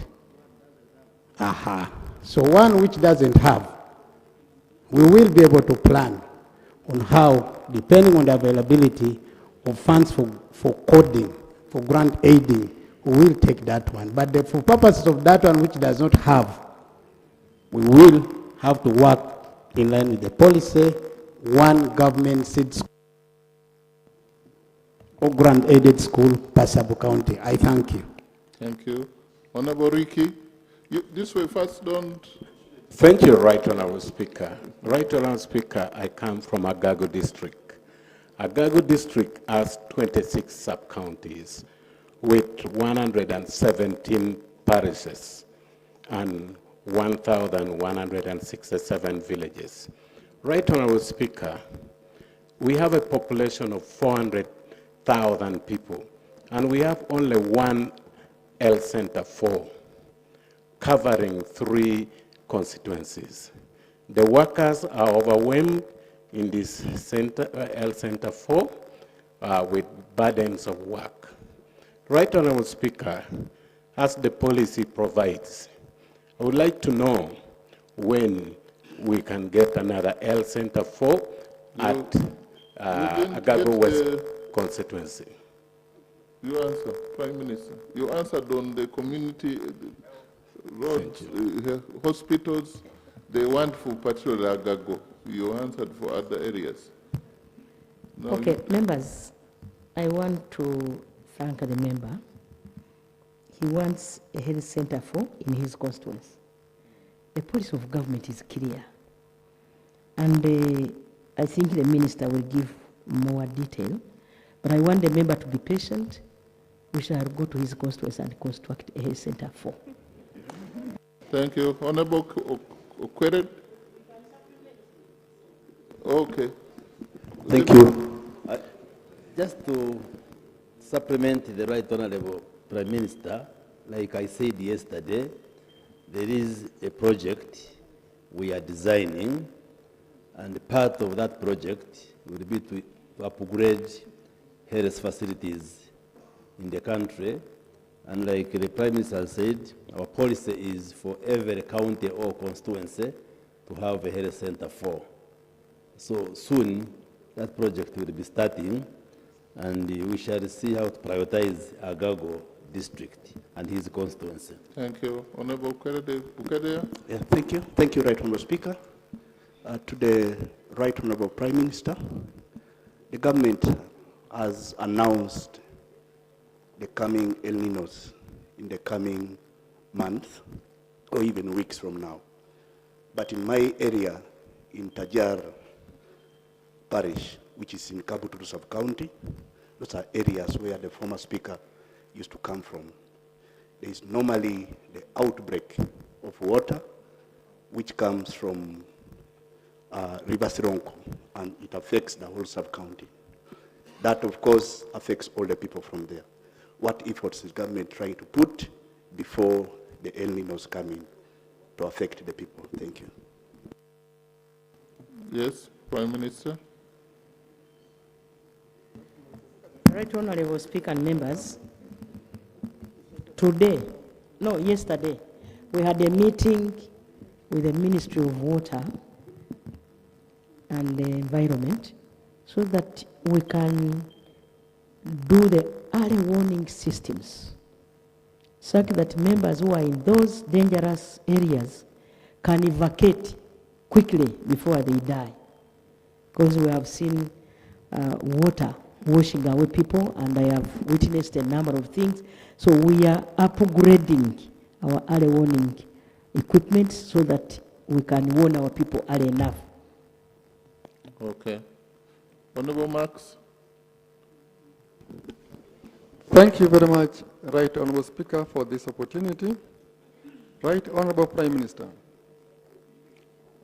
towards the end of last financial year, Minister of Energy delivered 5 transformers at Nagongara Power Substation in my constituency. And we thank government for that. 1 transformer was installed at Bolimo Trading Center and it's operational. People are happy. Unfortunately, 2 grew wings and flew away. But there are 2 still idle there.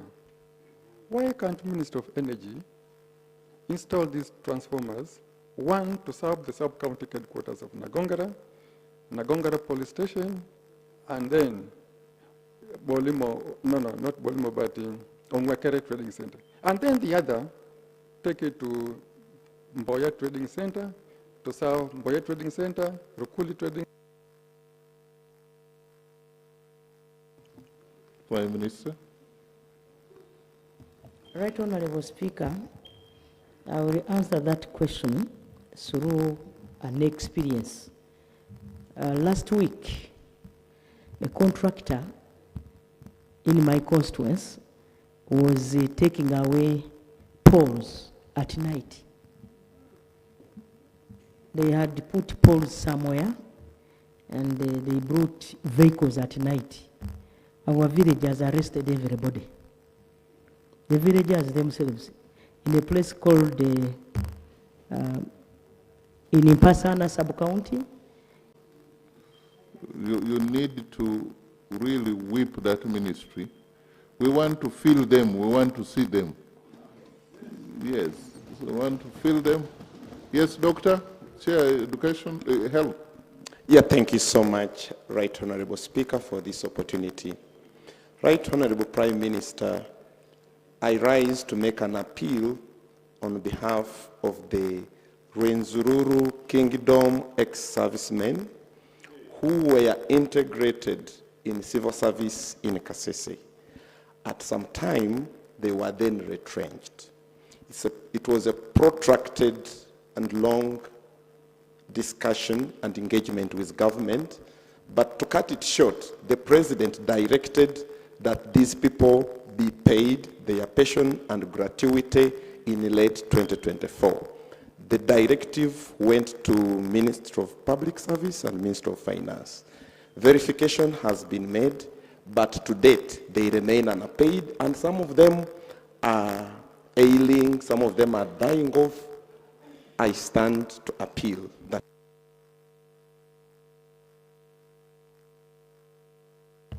Right Honorable Speaker and members, I commit to follow up.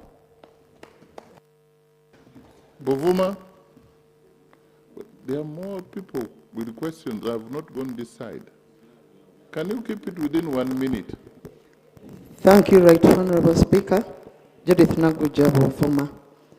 I would like to thank government for the oil palm project in Buvuma.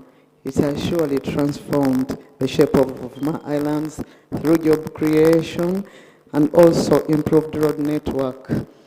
My question is, although we have some benefits, the project has affected many persons. One, delayed compensation. Two, delayed construction of the mill, and refusal of the supply of the project to supply farmers with palm oil seedlings. The nursery is in Buvuma, but the seedlings are transported to Mayuge. They tell the people of Buvuma that they don't have the seedlings. Even the committee in charge of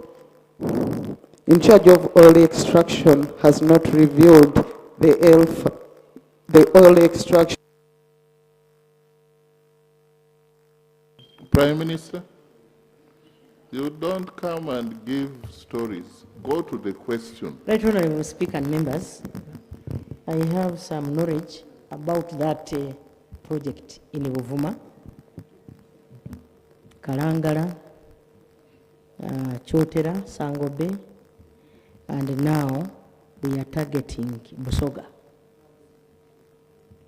even Maruzi.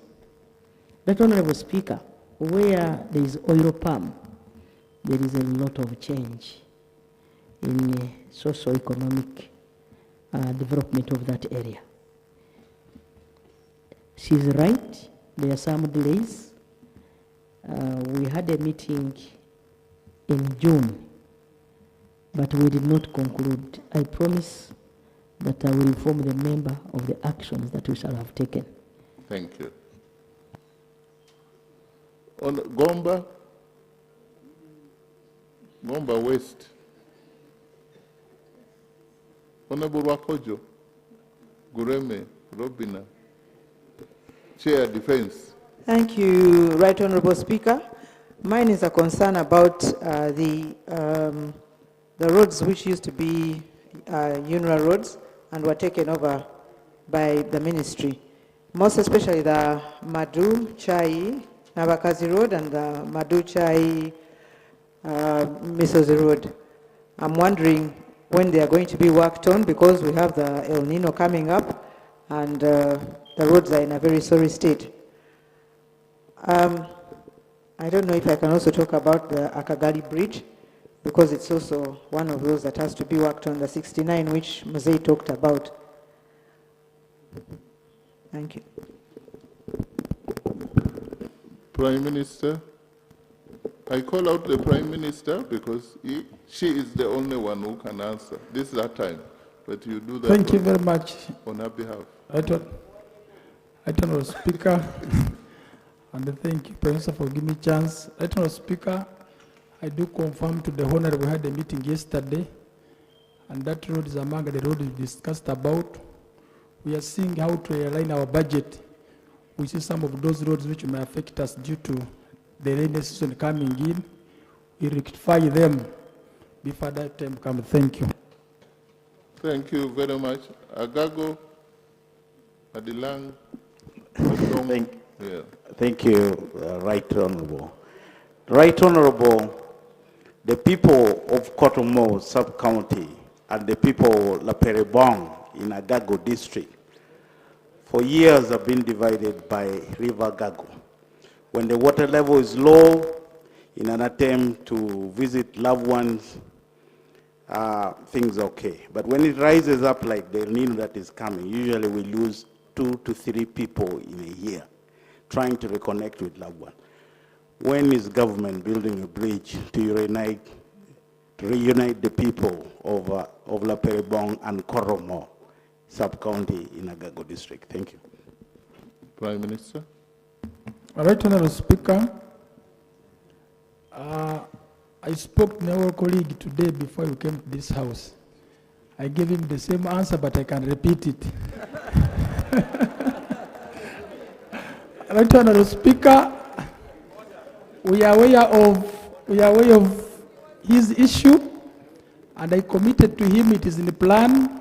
We continue to engage the Minister of Finance provide us money. As soon as we receive the money, we shall sort out his problem. Thank you. Honorable Peter, this side, let me get some 4 burning one there, only burning ones. Honorable Peter. Right, Honorable Speaker, when in 2011 they created cities, the district headquarters were transferred to sub-counties. One of those is Soroti District, and Katina Sub-County became the district headquarters. The Minister of Local Government waited for 4 years and didn't gazette them. The districts had already given them resolutions. When they gazetted them in 2025, they gazetted the entire sub-counties into town councils. Now we have town councils which are bigger than cities. My prayer is, let the Minister of Local Government regazette those town councils afresh using the district resolutions. In the alternative, let them turn them into municipal councils. I beg to submit. Prime Minister.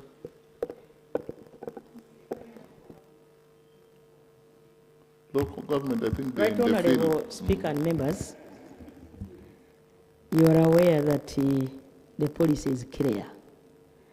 Wherever there is a district headquarters, that sub-county, that area automatically becomes a town council. It is because of that that some of those villages were upgraded to a town council. However, the size is determined by the district resolution. I will endeavor, Right Honorable Speaker, together with the Ministry of Local Government, to see how this can be put right. Thank you. Shema. And your neighbor follows. 1 minute. Let me try to do that. Thank you. Right Honorable Speaker, Chitagata Hospital, it's a hospital in Shema. We've lobbied the Ministry of Health for an upgrade, but now since it's taking long, there are emergencies that we are requesting. Women are delivering from the floor, incubators, there are no incubators in ICU, Chitagata Hospital, yes. And there are no warmers, so they are requesting, as we are lobbying for an upgrade, can we kindly have the emergencies as of now? Thank you. Minister of Health, you help the Prime Minister. She's receiving a call from higher office. Yeah. Thank you very much, Right Honorable Speaker. I will send a technical team from the Ministry of Health to visit Chitagata. And if I find time, I will also visit the hospital myself. And then we see what can be fixed in the immediate term as we plan to rehabilitate and expand the hospital. Thank you. Honorable Member, next, as I got agreed. Thank you very much. Right Honorable Speaker, for record, I'm Musingus Patrick in short, MP. I come here to a case where the President, during the State of the Nation address and in Chankwazi, where he directed us to go and awaken our people into parish PDM and money inclusion. We did so, and to my surprise, I got overwhelming request for seedlings for coffee. I need 941 seedlings. As I talk, people on my neck, they are prepared the gardens, so I request as my prayer that since the Minister of Agriculture is here, he promises how he can provide to me that. Thank you very much, Right Honorable Speaker. Honorable Prime Minister, this question, but I know Ugandans were used with the seedlings. That policy shift, it is a pain. Yes, it is a pain. Thank you, Right Honorable. You have partially answered for me. There was a policy shift from government centrally procuring the seedlings of coffee, maize. It was being done by NADS and directly distributing through MPs and through registered cooperatives. So when money was mopped up and put into the framework of PDM, which is substantially a big chunk of money sent to the parishes, the policy understanding is that people get that money and buy for themselves. But mainly the coffee seedling issue seems not to be fitting well within PDM. And we'll get guidance from the President and Cabinet on how we can do it. But unfortunately for this season, we do not have money for seedlings. I have to be on record. Yes, Prime Minister, support the Minister. You realize that not everybody gets PDM money at the same time. So those who have not yet got an opportunity, continue, because I'm a member of parliament, I know what I'm talking about, continue to request colleagues and me and myself for support so that they can also benefit at this material time. But Honorable Speaker, we are going to the field like you have said. I wanted to request members. That's why I stood up to, the member brought something very good. Now, when we go to the field, colleagues, the number of wealth creation programs in your respective districts and the sub-counties. Now we have PDM.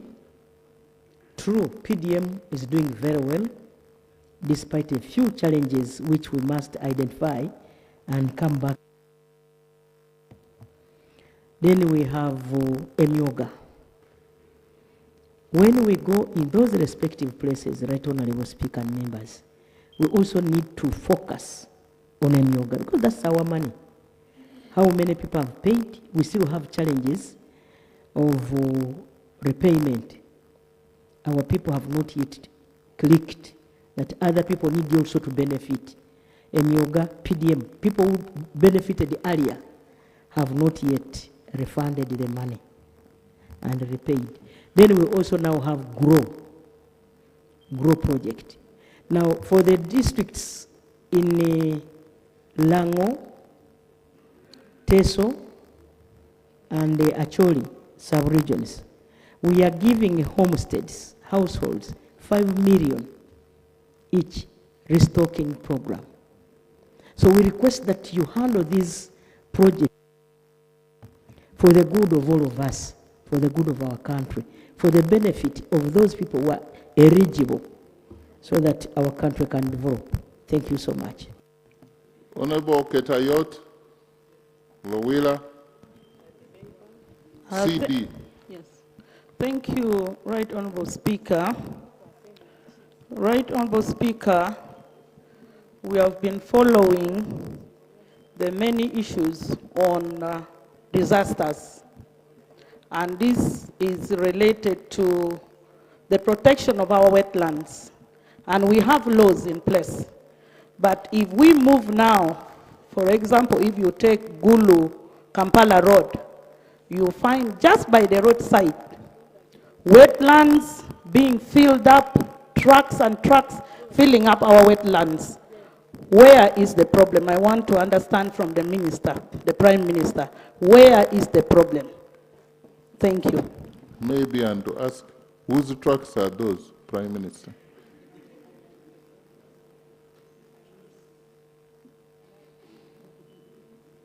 Sorry? Okay. Yes. The Prime Minister is saying her time is gone. But you can answer this one, the Prime Minister. The question is that there are so many wetlands being encroached on. Where is government in this? Do we have the first female Prime Minister or somebody is joking? That Honorable Speaker and members, those who are encroaching on our wetlands, they should vacate. That is it. It's an order that has been in place. However, there are areas of Bukedi and Chigezi.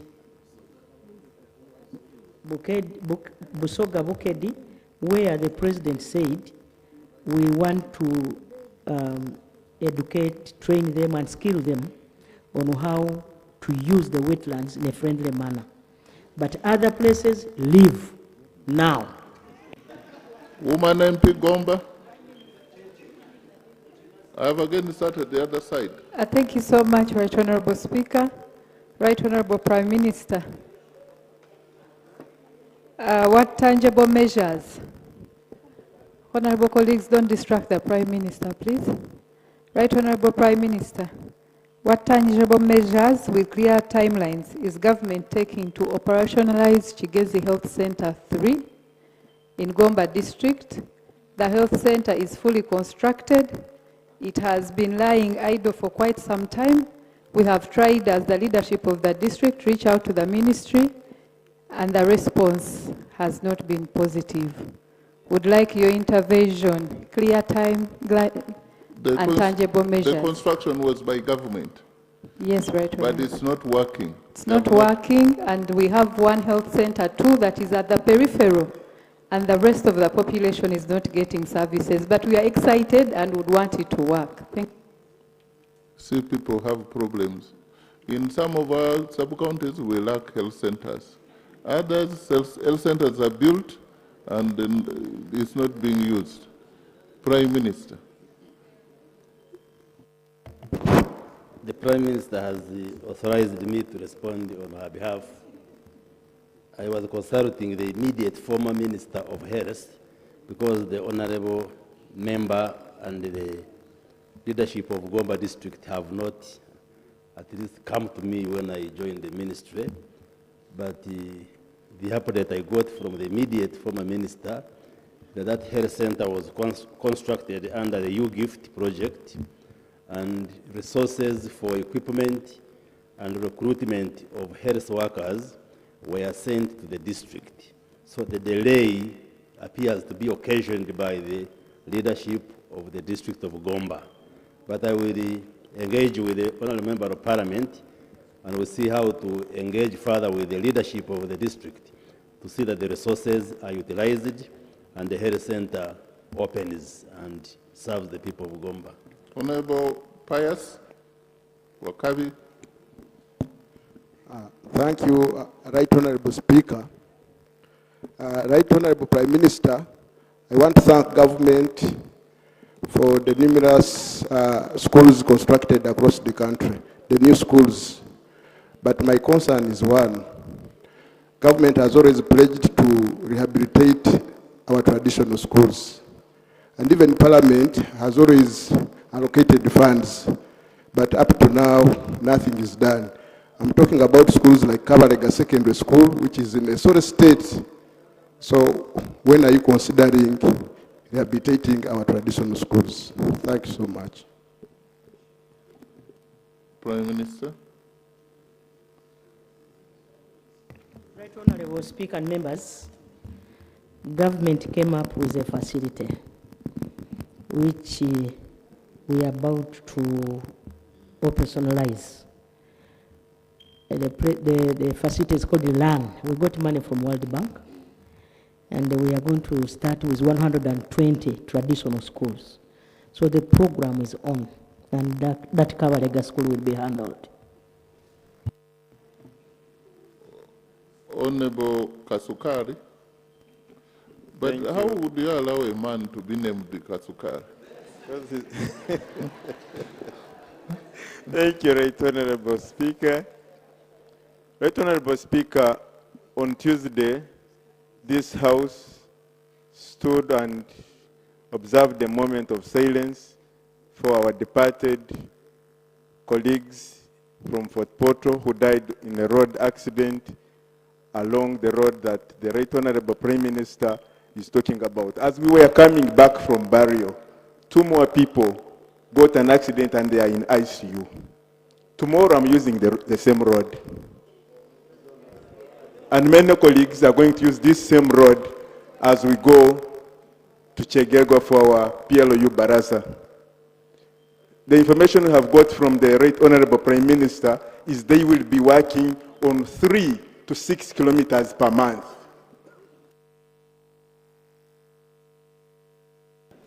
That means at the minimum, they will need 17 months to finish a stretch of 53 kilometers from Chegegwa to Chenjojo, and many more people will be dying.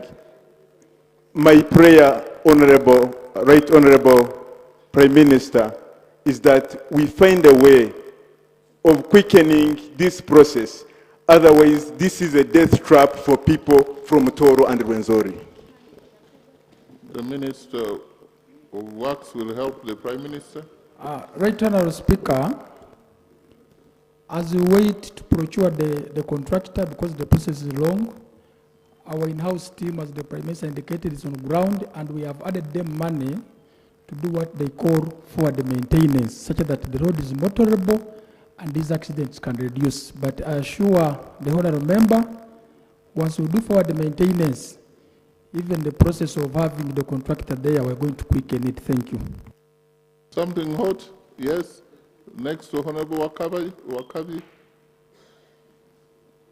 But we Thank you very much, finish. Right Honorable Speaker. For the record, I'm called Richard Ongorok, Member of Parliament, Wusu County.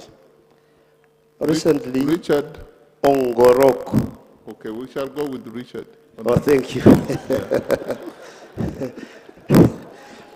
Recently, the government, through the Ministry of Agriculture, came up with a wonderful policy on cost recovery scheme regarding vaccination of animals against foot and mouth disease. However, this policy has been met with challenges, especially in my county. One of the challenges is that there is inadequate education of the farmers about the scheme. The second one is that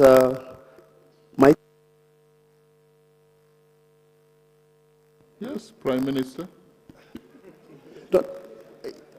1 minute. Kindly. My prayer, please. Kindly.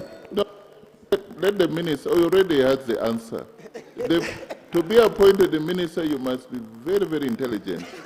So, and sharp. Please answer. Thank you, Right Honorable. I understand it's then the concern of the FMD vaccines. I appreciate when a policy is new, uptake is not that immediate. Yes. But we are going to increase awareness. And I can assure you, colleagues, that policy is good because people pay online for the vaccine. We have in some areas detected cases of indiscipline where some vets want to get the money by cash and do the vaccination. That's illegal. And we've reported that to my colleague, Honorable Barab, to do justice to his local government people. So we will intensify the announcements. We shall do it in all the local languages. I will speak Uganda, I will try Ateso, I will try Karamojong. We shall ensure that everybody having cows, having ente, having young, we understand how to get the vaccine. Thank you. Honorable Swale. Your Excellency, Right Honorable Speaker, FMD vaccines, we vaccinate what they call the four-hoofed. The cow, the goat, the sheep. For the cow, for now. The impunu. Yes, the pig. Yeah. Yes. For the cow, it's 8,000. And that's defined by the cost of the vaccine we acquired at it. But there's good news. The Egyptian government, in partnership with the Ugandan government, is going to put up a factory here. They are in Hygeia. We have just signed the partnership. So when the factory is here, the price will drop substantially. And colleagues, we've done research. Anyone having a cow can afford to get money from its milk and vaccinate it at a cost of 8,000 2 times in a year. For a goat, it's 4,000, and for sheep, it's 4,000. Thank you.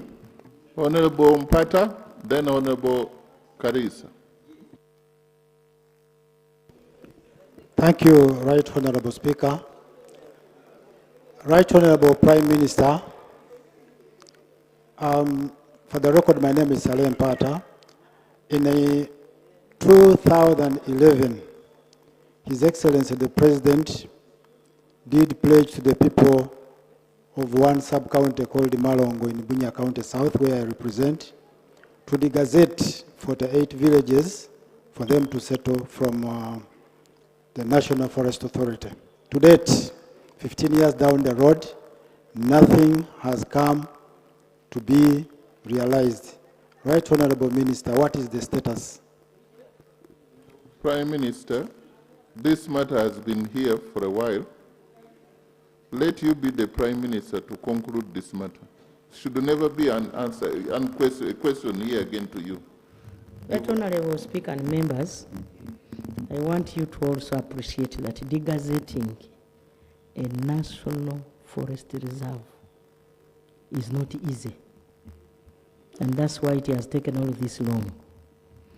Members, you are aware that because of the environment we have, the natural forests, the water bodies, our temperatures are like this from January to December. If you go to UAE, you cannot go out at this time. Why? They don't have the forest cover. And so, I will again go to my archives and find out where this directive is, and we follow it through. Because for me, since when I came, want to degazette over 30 forests. If there are many, if we go at this rate, I don't think we have capacity to put coolers in our houses across the country. So we are helped by nature to live the way we are living. And Uganda has the best environment, the best weather conditions, and that's why we are the best investment destination. We are the best tourist destination. Honorable Karisa, that side, and please bear with me. I will go this side. Thank you, Right Honorable Speaker. Dr. Engineer John Bosco Koi Karisa, Buhweju West County. Right Honorable Speaker, as we grow this economy, access to information is one of the most important things, even PDM and others. Right Honorable Speaker, Buhweju is a hard-to-reach district, and we have been trying to establish radio stations there such that people can have information. But there is this monster called radio frequency. When you write to UCC, they say there is no radio frequency, yet there are so many people out there with dormant frequencies, and they are selling them at a very high cost. Right Honorable Speaker, is there a way how these radio frequencies are controlled and marketed according to areas such that even us in Buhweju, we can be able to get a radio frequency and we establish a radio such that our people can have access to information? I thank you. Prime Minister, your minister is there, but I think she was, I don't know why the honorable member did not ask the question to her, but to you, Right Honorable Prime Minister. Honorable Kasule is there, but she's...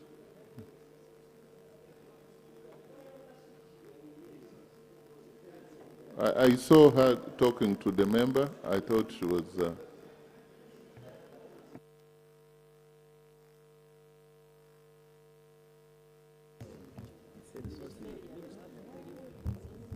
Thank you so much, Right Honorable Speaker, and thank you so much, Right Honorable Prime Minister.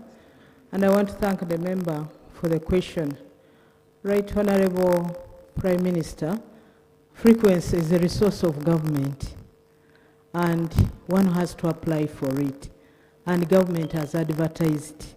So I urge all those who are interested to apply, and it's done online. It's a transparent process.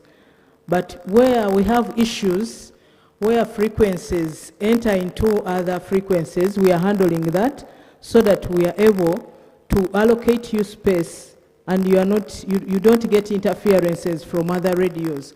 On issues to do with the international interferences, That one is also being handled at the East African level to be sure that the space you allocated, you use it effectively. I thank you. The Prime Minister, you want to?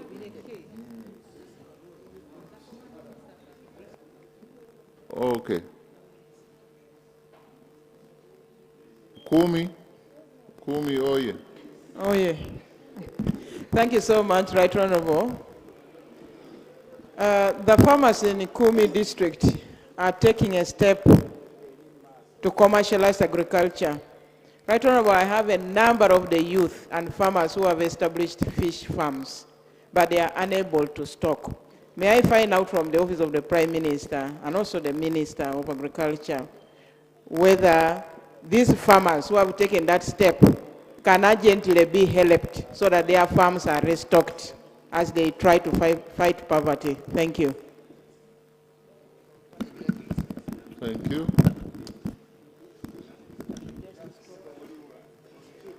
We have a fisherman. Thank you very much, Honorable Speaker and the Prime Minister. This Parliament passed a project, a loan, which is climate smart. Among the cost centers is fish farming, ponds and cages. The ministry has plans of not only stocking, but also helping to excavate ponds, stock of the ponds, and also provide feed for at least 1 month for organized groups. But that will be maybe towards the end of the year. Thank you very much. Thank you. Honorable Basaja Balaba. Oh, Prime Minister wants to clarify, to further Members, answer. I want to direct my granddaughter, the Right Honorable Kasule Lumumba. There are people who have got frequencies and they are sitting on them for years. Years. And they are looking for money out of that. I direct that those who have had these frequencies for more than 3 years, let them be removed. That directive is sealed. Most obliged. Yes, and even those who are applying online, the further guidance, you should be able to put measures to know whether this person has capacity to establish a radio, not just applying for frequency to hold it. Honorable Basaja.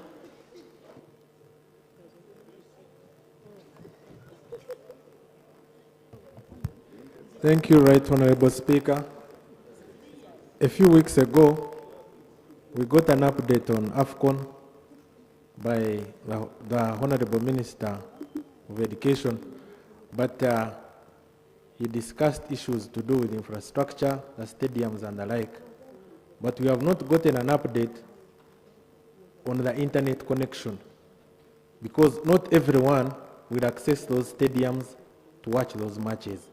And government has injected a lot of money in AFCON, so this is a national issue. So would like to know the progress and how far and the infrastructure we have gotten as far as the internet connection is concerned in regard to AFCON. I thank you. Right Honorable Prime Minister. Connectivity, speed. Right Honorable Speaker and members, I can give updates, facility by facility. Internet connection to Hoima Stadium is 100%. Internet connection to Nambole is at 20% because they are still constructing. There's a number of, but we hope by December it will also be 100%. Internet connection to Achibwa facility is at around 10% because they are completing the structure as we speak now. Honorable members, there are these training facilities. Most of them are still below 50, but we have hope that by December 31st, all of them will have internet connection. The chair of Bugisu Parliamentary Caucus. Thank you, Right Honorable Speaker. Who successfully chased me away from the Imbalo ground. Thank you, Right Honorable Speaker. My name is Wakoli Godfrey, and I do represent the people of Butiru. I wish to ask about Ikali Health Center 2 in Butiru County, which was earmarked for elevation to a Health Center 3, with the indicative funding of 400 million, and the contract reportedly awarded to UPDF Engineering Brigade. But to date, Right Honorable Speaker, there is no visible work on the ground. And I just want to ask, when is government going to ensure that the upgrade of this health facility actually commences and completed so that our people are served? I thank you. Prime Minister.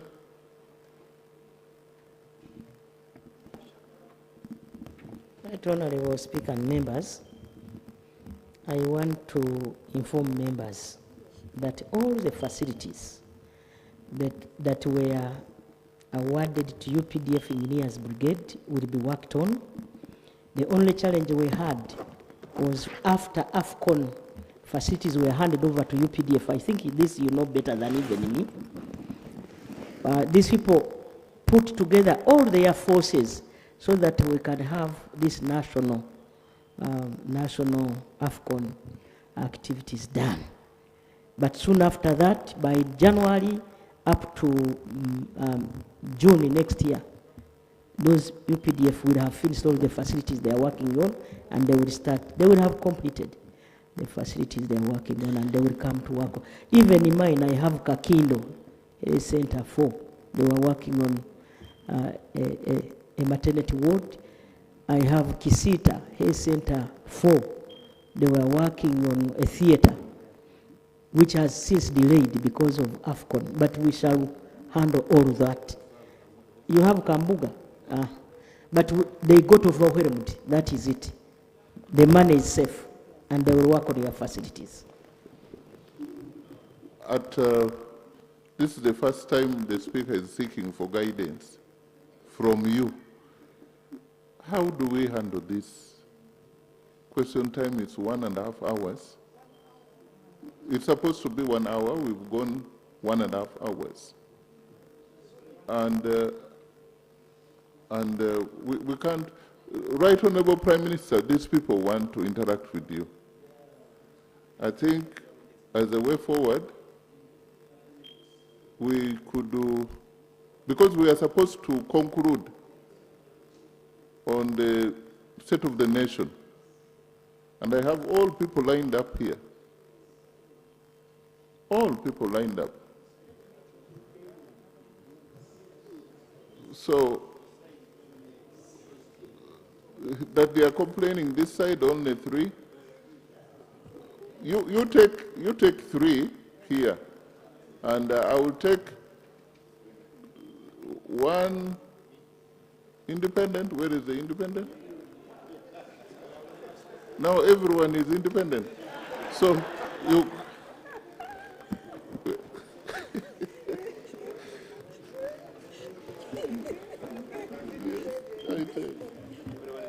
I have never spoken from here, that's why the microphone is bulldozing me.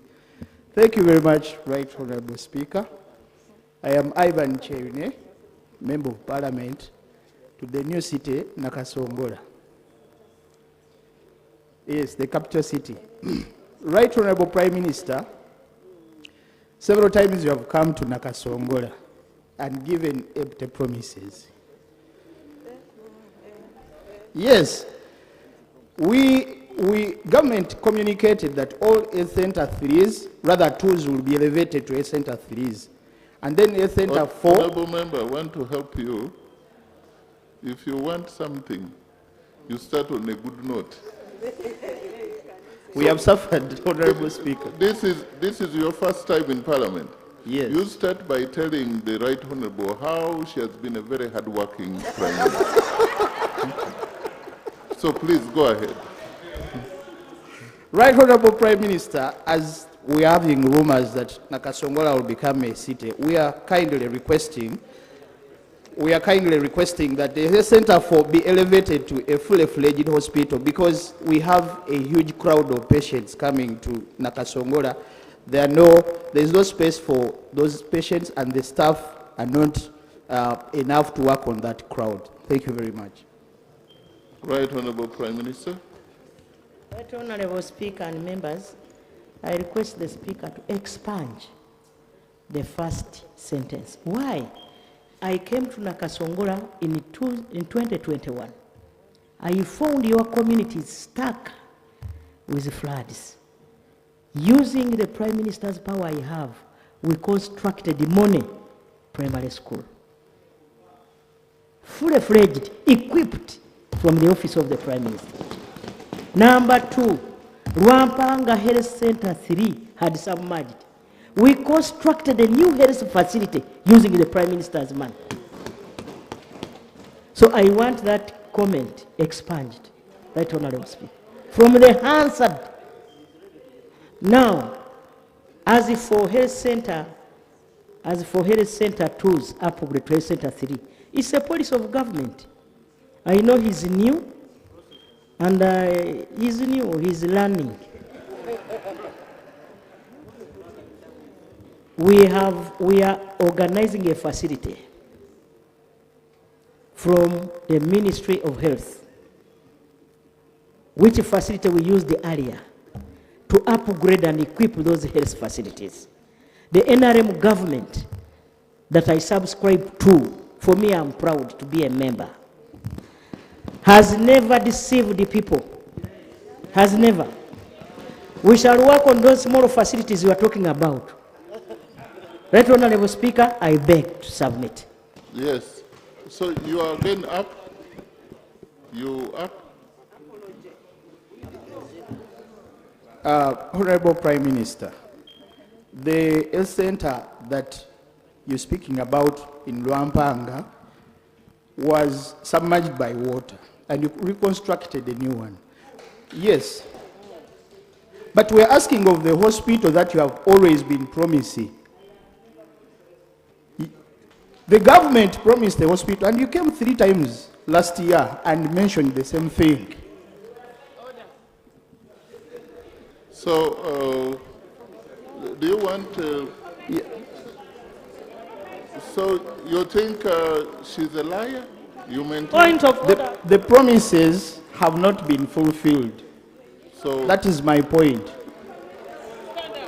So she's a liar. If the promises are fulfilled, then we can expand the statement. Order. Thank you very much, Right Honorable Speaker. I know the honorable member is new in the House, but he knows. So I thought you would withdraw that statement, but for you, you are insisting that until that is done, you will not withdraw. I wish you good luck. Yes, Soroti. Thank you, Right Honorable Speaker. The aspect of lying, that should be not part of our record. You can also use other words which are diplomatic, not is economical with the truth or something like that. Yeah. Thank you, Right Honorable Speaker. I would love to commend government for having availed us some funds for... Big up a woman MP of Tororo, what do you want to say?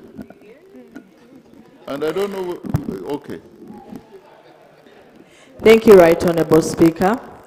The Nagongera Busole Road is a vital artery that links 2 to 3 constituencies, and for some time, government has been promising to work on it, and I would like to know when this will materialize. Thank you. Now, when it comes to that one, I will keep quiet. Right Honorable Speaker, I do commit that that road, we're in the final discussions with the Minister of Finance as we sent an update early this week, and the Finance has promised before this financial year ends, they will have finalized the finance arrangements, then we start on that road. Thank you. The Prime Minister is tired. The Honourable Member, Yeah, thank you very no, much. No, but we've gone beyond the time. She's now on the other, yeah.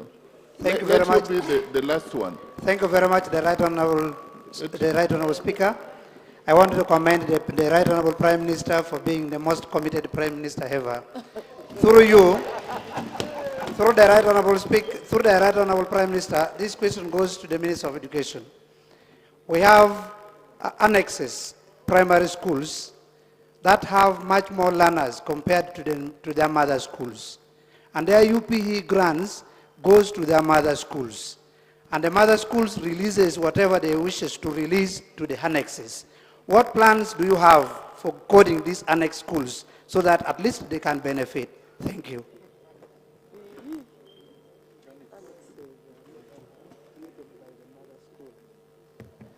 Thank you very much, Right Honourable Speaker, through the Prime Minister. I want to first thank my colleague for that question. I did say the other day here, and I want to repeat it. The Ministry of Education and Sports has a plan within our budget to code 300 primary schools across the country. However, we are working closely with Ministry of Finance based on the next financial year to secure the funding for the coding of the 300 primary schools. That's what we are planning for in the next financial. I encourage you, colleague, to get them come to office and we see what happens, whether they're among the 300 or not. I thank you so much. Kanungu, woman MP. Otherwise, I might not have my health centers worked on. Thank you, Right Honourable Speaker. Mine goes to Right Honourable Prime Minister. In April, President gave a directive on helping tea factories and paying tea nursery suppliers. Right Honourable Prime Minister, you are in that meeting. I request that you update us on when these people can be paid and these factories can be given money to revamp them, and when the fertilizers can be given to tea nursery operators and tea farmers. Thank you, Prime Minister.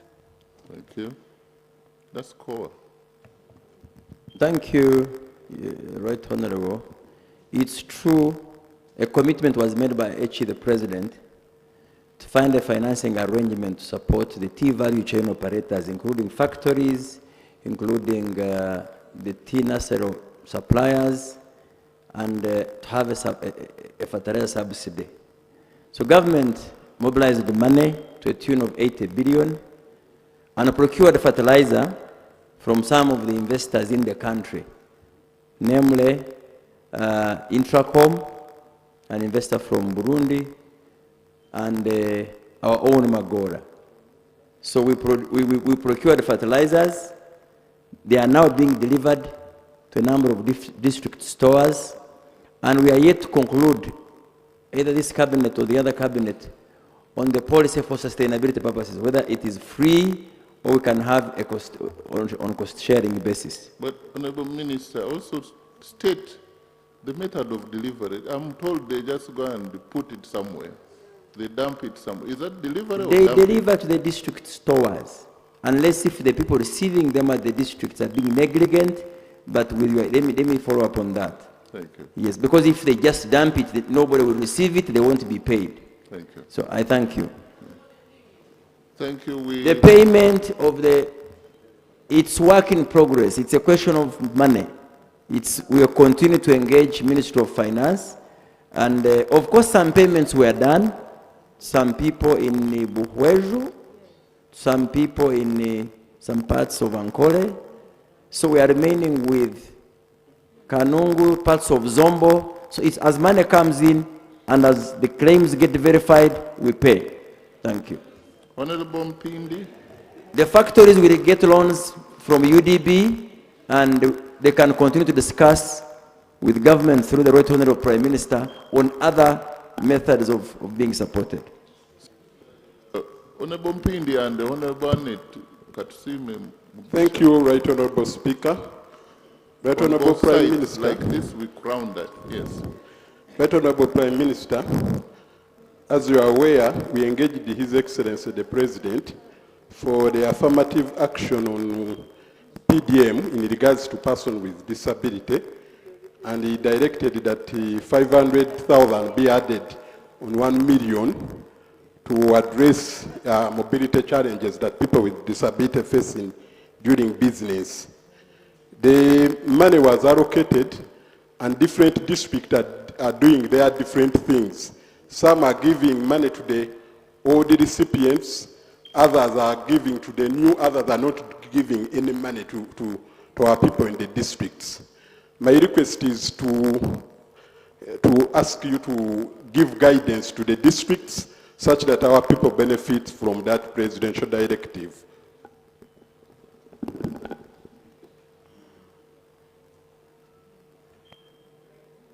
Right Honorable Speaker, this is new because I thought we budgeted and put the money there.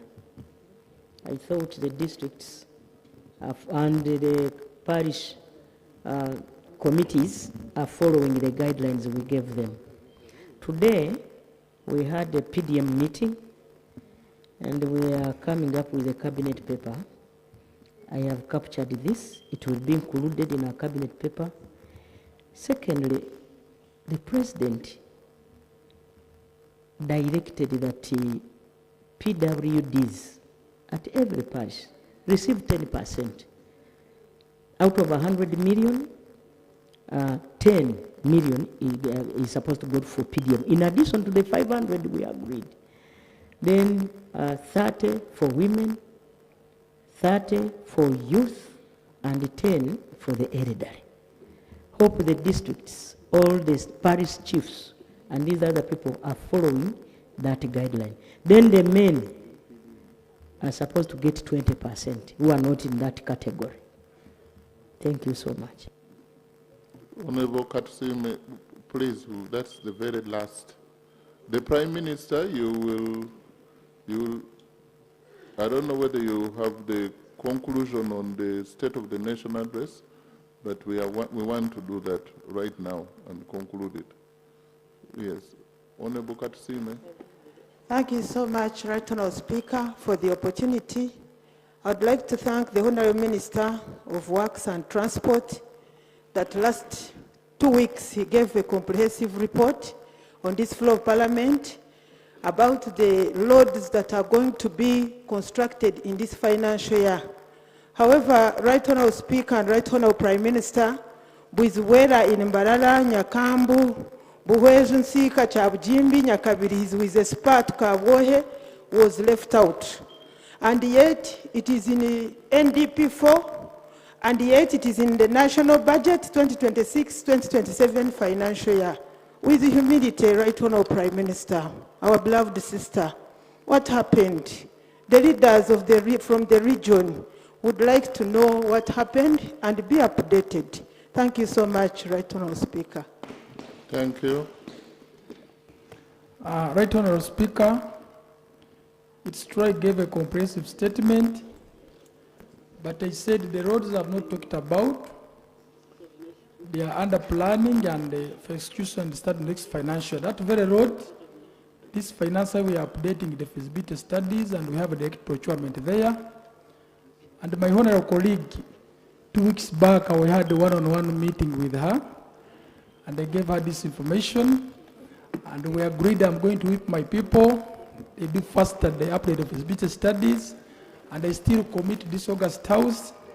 Once they are ready and according to our plan, which we have, it's going to be part of those roads where we shall start the physical works come next financial year. Thank you. Thank you very much. We have a here committee report on physical infrastructure on the oversight inquiry into the management, operation and toll collection system. I've looked at the report, it's quite big. We need to do justice to it. And the Right Honourable Prime Minister, I want you, through your team, do some justice on it, study it, so that we can have a very decisive debate. Allow me to defer it again for the last very time to next Tuesday. And we do not crowd next Tuesday. We shall not have the State of the Nation address We shall only have what the Prime Minister say, so that we go to this, because this is about planning. Like next Thursday, we shouldn't put many things when the Prime Minister, people want to interact with the Prime Minister. They are doing representation matter. And this is, if your constituency does not hear you speak for them, then why were you elected? So we should do plan well, right, Honorable Prime Minister, that you, after 1 hour, that oral question might be extended. So clerk should know that from this experience today, we can't rush Thursday, and we can't crowd it. So I want the clerk to call the item number 6, whom I'm only going to get 20 people, 19 people who have not spoken. For you who have spoken, you also listen and watch. Next item. Item 6 on the other paper, motion for a resolution of Parliament to express gratitude to His Excellency the President of the Republic of Uganda, Yoweri Kaguta Museveni, for the clear and precise exposition of government policy contained in the State of the Nation Address to Parliament of Uganda on 4th June 2026. Debate continues.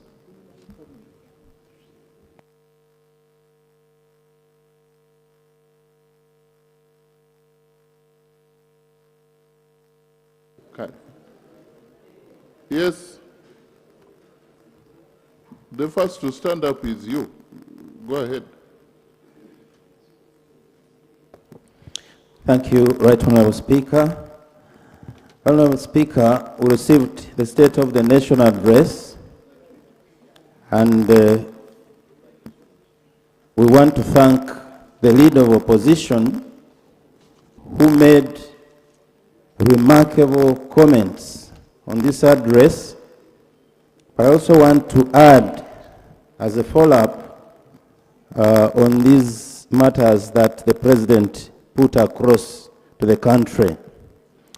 Honourable Speaker, I want to believe that if we are going to attain the 10 growth strategy in time, as the President stated, then we should give urbanization and industrialization a heart that it deserves to drive this agenda and strategy. But right, Honourable Speaker, between the year 2020 and 2022, the government gazetted cities, 10 cities to be in particular. You are still using 2 minutes? Okay. 2 minutes. Yeah. Please, go ahead. You are being misled. Thank you, Right Honourable You are Speaker. being misled by Honourable Paul Mwiru. I'm sorry, Right Honourable Speaker. When he tried to be Speaker, I defeated him. So now he's being Speaker from there again. Okay. Right Honourable Speaker, when these cities were gazetted from the municipalities, government has never adjusted the funding that was being allocated to the municipalities, to these cities, to achieve the objective of having these improved cities. Right Honourable Speaker, like the city of Masaka, which was a small municipality of about 46 square kilometers, was expanded to over 362 square kilometers. And this land area needed regazetting, but as we talk now, 6 years down the road, it is only out of the 25 wards that make up the city, only one additional ward has been gazetted, on addition to the 6 wards that are used to make up the municipality. So, Right Honorable Speaker, I think if we think about development, then we need to give priority in terms of funding to these new cities in order to be able to deliver the objectives of gazetting these cities. These cities do not have the... Honorable Tayewa, leaders.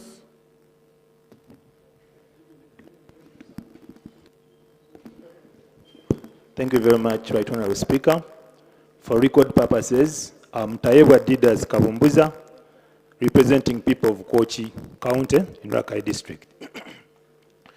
Right Honorable Speaker, allow me to join honorable colleagues to thank the President for the commendable work that he has always done by advising the country, most especially on economic transformation. Right Honorable Speaker, the people of Kochi County are very good listeners and learners, and they have adopted economic transformation, mainly in agriculture. But we have a problem. Rakai District being in a dry corridor of Uganda, we have experienced a prolonged drought, and all dams are dry, all wells are dry. People don't have water to use both for consumption and for production. We have areas like Nabunga, Amweruka, Nyakalinzi, where people are buying a jerrycan of water at 2,000 Uganda shillings. Right Honorable Speaker, it's therefore my prayer that this be considered as emergency. And at least, as you wait for tapped water around the area, let there be at least water bowsers to fill the tanks that people are having. At least we get some water for consumption. Right Honorable Speaker, another thing, we thank the government. We got a project, water project, at Magavirano of around 10 billion that was injected in, but people only got water out of that project the day it was launched. And up to now, the people are not... Honorable Sia.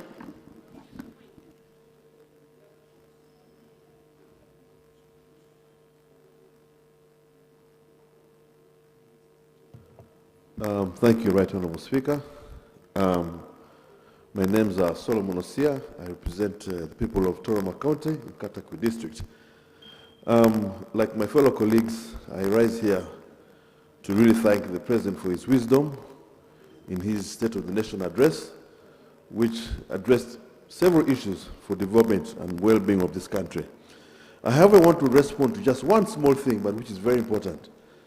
I come from a semi-arid area, and the tree cover, the trees are totally disappearing so fast.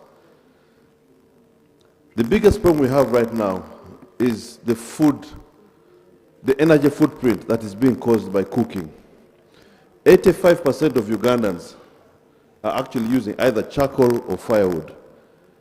And this is causing a serious strain on our current environment. There are many people in Teso and in Toroma District, Toroma County, who cannot afford to cook food every day. This is a true reality happening in Uganda today. My main issue here is to really ask the people of Uganda and this parliament to support the concerned ministries to engage in reforestation as quickly as possible. This is becoming a very serious issue because people do not have the capacity to cook food. We are giving relief items like beans, but people don't have capacity even to boil those beans. You're saying they're hungry, but they don't even have the capacity to boil those beans.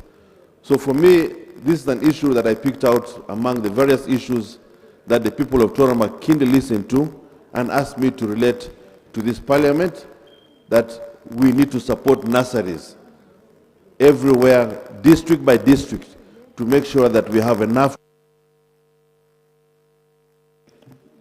National female.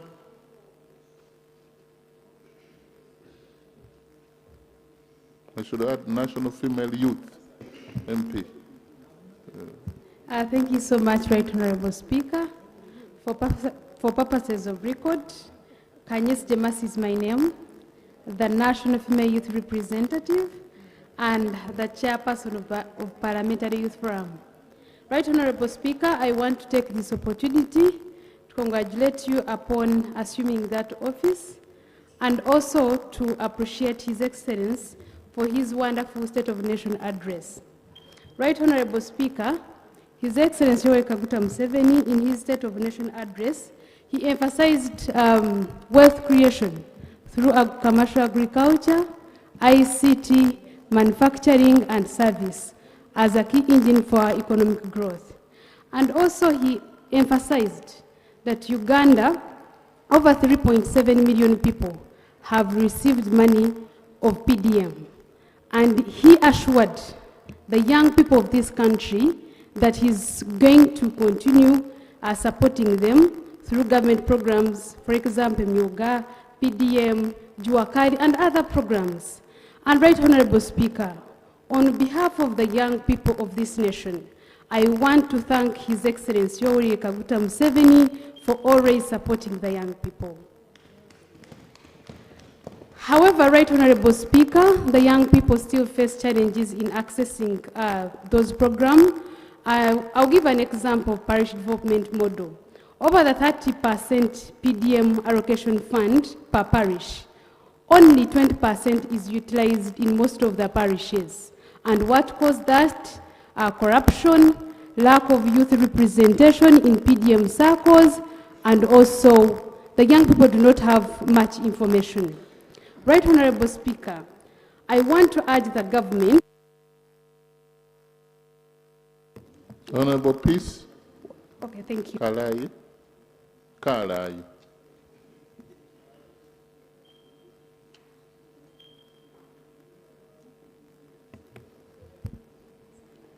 Thank you, Right Honorable Speaker. For the record, my name is Halai Peace.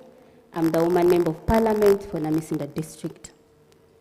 At the outset, I commend the government for the progress made in maintaining peace and stability, expanding electricity access, and investing in national infrastructure. These achievements provide a foundation for socio-economic transformation. However, as the woman member of Parliament for Namisinda District, I wish to draw the attention of this House to the urgent development needs of my people, whose aspirations can only be realized through equitable investment in infrastructure. Right Honorable Speaker, the Lwahaha border point is a strategic gateway for Uganda and Kenya. It has immense potential to boost regional trade, create employment, increase revenue, and stimulate investment in Eastern Uganda. I therefore call upon government to accelerate the modernization and development of Lwahaha by investing in better roads leading to the border, improving market infrastructure and cross-border trade. Developing Lwahaha into a fully fledged economic hub will not only benefit Namisingwa, but also strengthen Uganda's position in regional trade under the East African Community. Right Honorable Speaker, road connectivity remains one of the greatest challenges facing Namisinda District. Many roads linking our sub-counties are in poor condition, making it difficult for our farmers to transport produce from the gardens to the markets. I therefore appeal to government to prioritize upgrading and maintenance of key roads in Namisinda District, mostly the Kufu, Bupoto, Magale, Vumbo, Lwahaha Road. They are a catalyst for... Honorable Ayo, Bulu. Bulu, District Woman MP. Thank you very much, Right Honorable Speaker. For the purpose of record, I am Ayo Phoebe, District Woman Representative, Gulu District. I am up to commend our President, His Excellency Yoweri Kaguta Museveni, for the elaborate State of the Nation address that he gave us, touching every area, but specifically focusing on seeing that this nation socio-economically. Right Honorable Speaker, I am concerned about the skilling initiative for the youth. I commend His Excellency for the skilling hubs that have been established, 19 across the nation. I have a concern, though, about the criteria that these vulnerable youth go through to get taken, specifically the one that requires that for you to get admitted into this hub, you need to produce a physical identity card. This is making many of our bazukulus who deserve to get into these training places be left out. I propose to the Ministry of the Presidency that this is revisited so that if somebody has a national identification number, they're allowed to get into the training hub. After all, when they were voting for us, they used their NIN. How is it that now when they want to get the training, we are insisting on physical identity card? I now request that this criteria is revisited so that the deserving bazukulus that Honorable Fred Butebo. Thank you, Mr. Speaker and honorable colleagues. For record purposes, my name is Oduch Fred Mudukoi. I'm the MOP representing Butebo.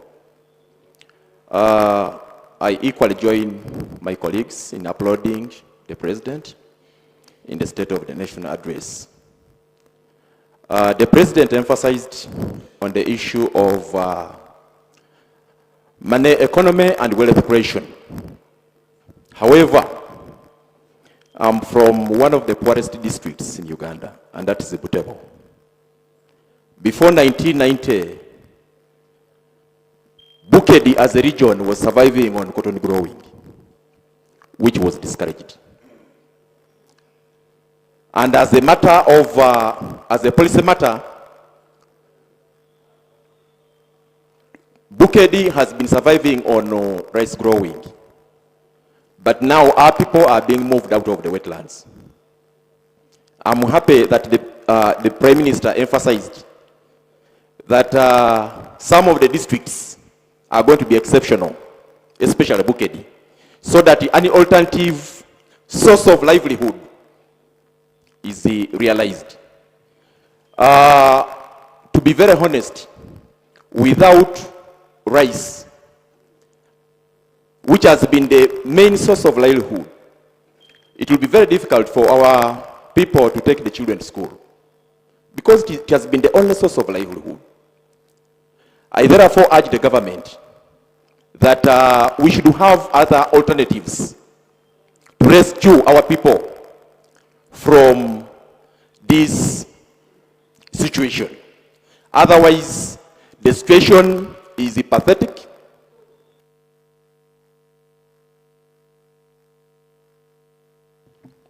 Honorable Idiao Samuel, Ramuria County. Thank you. Thank you, Mr. Speaker. Samuel Idiao is my name, representing the people of Amuria County, Amuria District. First, I want to thank you for attaining the office and being very cordial and running the house. I'm very happy. May God bless you. I also want to say, I want to support the motion, the President to be appreciated for all what he has done and what he sees right for this country. The President has seen a lot in this country and knows where to drive Uganda. And when I looked at what he said, stop sleeping, go and help the people, create wealth. I am very happy around that. I'm one of the beneficiaries of the President's seeing the policy of Uganda and direction where to take it very well. Allow schools to come, liberalization, industrialization, what? A lot. Peace has also come to where I come from, we used to admire things that God has put in a place, just salivating. But because peace has come, we now enjoy and we do a lot in this country. In terms of education, we have benefited. I only want to say that there are few areas in my area, few sub-counties that the minister would take note of. Asamuk sub-county doesn't have a secondary school. Abia sub-county doesn't have a secondary school. And those schools are needed at least to help the community. In terms of health, there are sub-counties without health. Honorable Mong, Jane Francis. Thank you, Right Honorable Speaker. Like you've rightly said, my name is Jane Francis Among Enokili, and I represent the people of Kabremaido as their woman MP. Allow me, Right Honorable Speaker, join the rest of my colleagues in appreciating His Excellency, the President of the Republic of Uganda, for a very well elaborated and very educative State of Nation address that he gave. The President reaffirmed his commitment and vision for this country. The President spoke about many things, but I would love to zero down to technical and vocational institutions, which the President spoke about as part of Uganda's education and skills development as priority. He said Uganda needs to produce practical, employable, skillful Ugandans to support industrialization and economic transformation. I say this referring to Kabremaido Technical Institution, one of the institutions in Uganda that offers agro-processing. If I'm not mistaken, the minister will bear me witness that it might be the only technical institution that offers agro-processing. But Right Honorable Speaker, in 2021, Kabremaido Technical Institution got a funding from World Bank, and it purchased machines, or it received plants worth billions of money. There are about 10 of them. But Right Honorable Speaker, to our disappointment, most of these machines are not working. They range from a rice huller, a seed oil processing machine, a water purification machine, a juice processing machine, the animal feed processing plant, the underground power lines. I didn't want you to stop, but I don't know. Honorable Enos Kabula. Thank you, Right Honorable Speaker. I also want to add my voice on supporting the motion, specifically on wealth creation, the President's statement on wealth creation, on moving our economy to 500 billion GDP. But, Right Honorable Speaker, specifically Yantonde, we also have some issues that I would like to address, mostly Mintin, with no generator, and that area has no electricity. I wrote to the Ministry of Trade, no response. 4 years down the road, I've been following nothing. So the state of the nation, we should not only look at the national issues, but we should also have an assessment. I think I'm communicating to the front bench. We should have an assessment of how government is performing all around. We should not only look at the national economy, and we also forget that the economy is based on our simple village. Okay, thank you. If you are here and you have not spoken, Honorable Yanga, Aja, then we are going to, yes. If you've not spoken on SONA, yes. Yes, so. Thank you very much, Right Honorable Speaker. Right Honorable Speaker, I take the opportunity to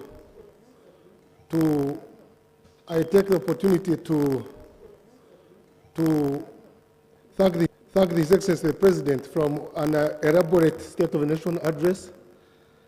Honorable Speaker, the President emphasized a lot on industrial growth as a factor of economic transformation.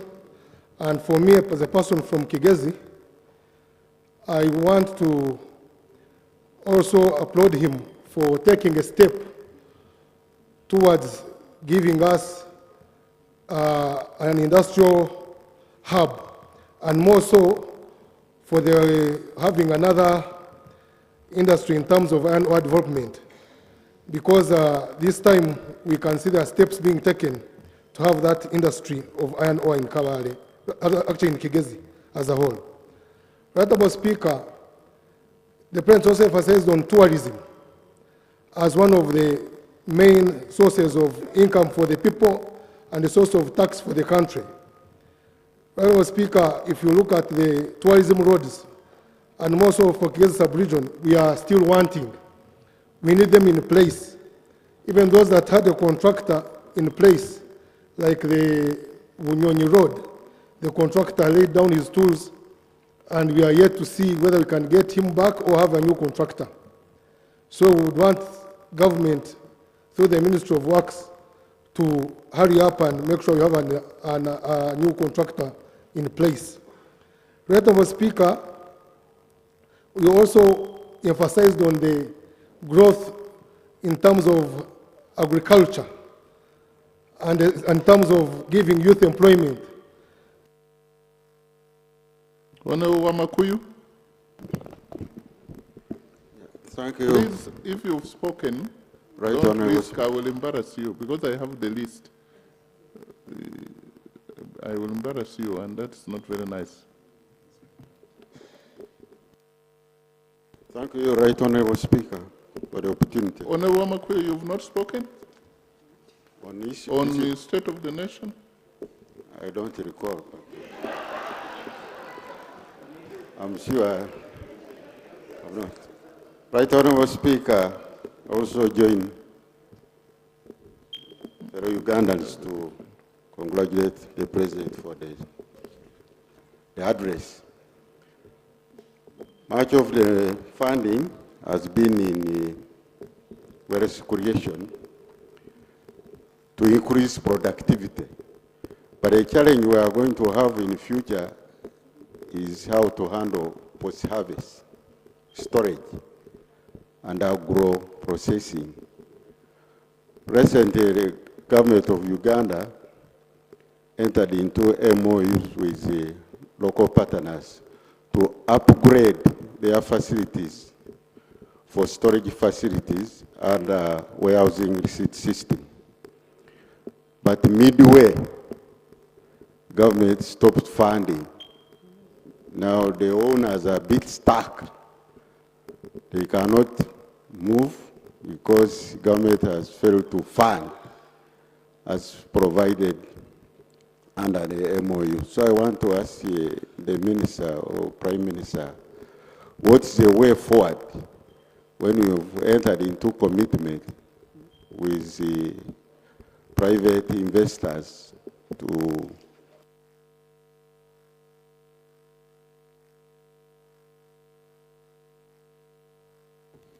Honorable Wakabi, you've not spoken? Yes, on Sona, no. Okay. Thank you, Right Honorable Speaker. This time, Right Honorable Speaker, I watched the President while giving the State of Nation address. This time, our President looked very young, very vibrant, and I'm actually wondering whether our President is 80. He may be 65. That's why I want maybe DNA be done on him to prove whether really our President is 80 years.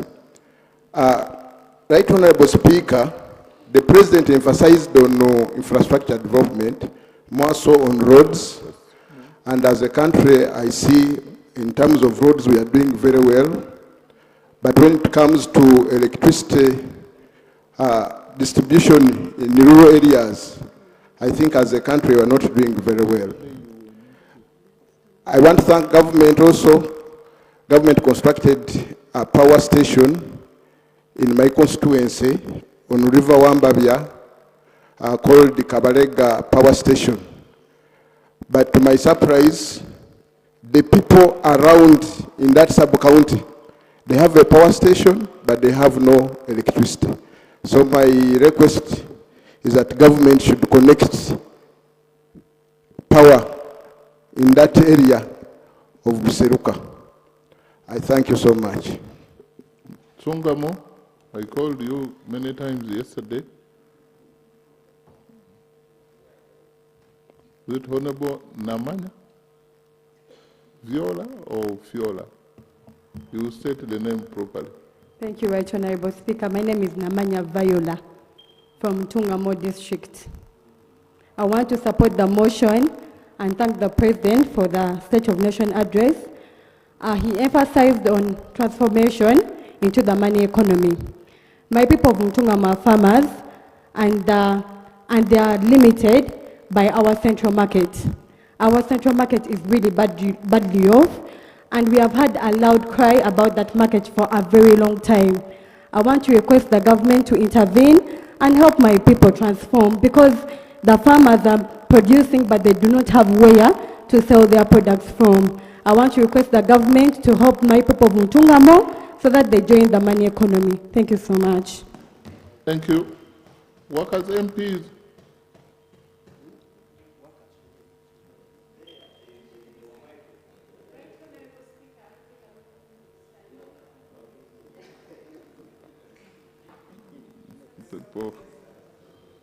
Okay, that's second last. The Right Honorable Speaker, honorable members, fellow workers of Uganda, I rise to address this House on matters of national importance rising from His Excellency, the President, on the State of National Address 2026. On behalf of over 12 million workers in Uganda, I thank President for the address and I raise a motion, Right Honorable Speaker, to inform the honorable members who are here that the President has contributed so much to the growth of economy and to the workers of this country.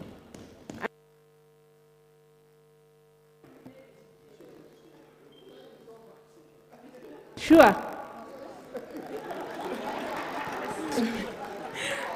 Right Honorable Speaker, please don't tease me. This is my first time to be in this. But let me talk for the workers of this country. The workers of this country are facing a lot of problems, especially casualization. There is one company where we went to visit this organization. They were very proud that they have employed the workers of Uganda and they have improved, and they have around 500 workers who are in casualization. Casual laborers, 500, and the MD was really proud of this. So I would like us to help Ugandans to see that at least we follow the Employment Act which the President recently signed. In the conclusion, Right Honorable Speaker, I therefore request the government and the President of this country to implement for full and equitable salary alignment, to review pay to increase disposable income. At least it should increase up to 500,000, because right now so many people are not able to save with NSSF. I would like also to add that we recruit more staff to reduce burnout. Former Minister of Health, you are aware about how the workers in health centers are working so much, but with low staffing norms. And even when we improved them, we are still not having, the wage was not improved, and today the workers are very few. There is a lot of burnout. Lastly, that was really lastly. Honorable Emmanuel Chimba, I'm told from a councillor to a member of parliament. Maiden speak. I want to take this opportunity, Right Honorable Speaker, to thank you for this opportunity you have given me. Right Honorable Speaker, allow me to talk about the speech which was given by His Excellency. Right Honorable Speaker, I have a point which I internalized in his speech, and that point was concerning with driving Ugandans to a manual economy. Right Honorable Speaker, allow me to tell you that Luengo district is one of the districts which is having high population in Greater Masaka. But to drive people in a manual economy, Right Honorable Speaker, I would request you, Right Honorable Speaker, to take this point as a burning issue in this August House. Right Honorable Speaker, Luengo district was embraced with 2 courts of law. One is located at Luengo, Mbilizi, and one is located at Chazanga. It is now over 5 years without these courts. These courts, they are not conducting any attendance. They are not working. Right Honorable Speaker, we are given the courts, we are having magistrates, but we are not having what we call permanent resident state attorneys. Right Honorable Speaker, I would request through you to request to take our voice to... You request through the government chief whip? I request through our beloved government chief whip to at least talk to the ministry in charge of justice and constitutional affairs to at least to give us some state attorneys so that our courts can be active. I thank you and I request to submit. Oyam. Thank you very much, Mr. Speaker. Honorable Chemonges, you've not spoken? No, I'm going now to name and shame those who spoke and Iki. Yes. Thank you very much, Mr. Speaker. Firstly, I would like to associate with the LOP's response to the SONA. And for additional effect, Mr. Speaker, I would like to latch on to page 19 of the President's speech on the same SONA, where he posts some really remarkable figures for the fisheries and the dairy sectors. Right, Honorable Speaker, Honorable Member, over 700,000 metric tons of fish and over 4.5 billion liters of milk. I don't know whether it's per day or per week, but those are very good figures. It's good progress. While this is very good for the pocket, Honorable Members, Honorable Speaker, it should also reflect on the health of our children. Mr. Speaker, recently public attention was drawn again to the severe case of child malnutrition for children under 5. I'm happy that the government chief whip is here because she's really an expert in that field. And it doesn't really matter who says it because it's the duty of this House to confront the facts. Mr. Speaker, honorable members, 2.5 million children under 5 malnourished to their detriment. Poor health, stunting, and implications for their education, name it.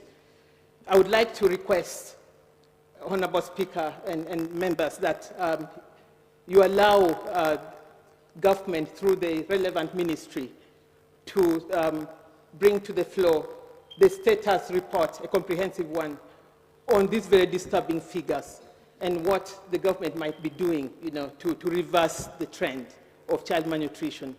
I thank you for it.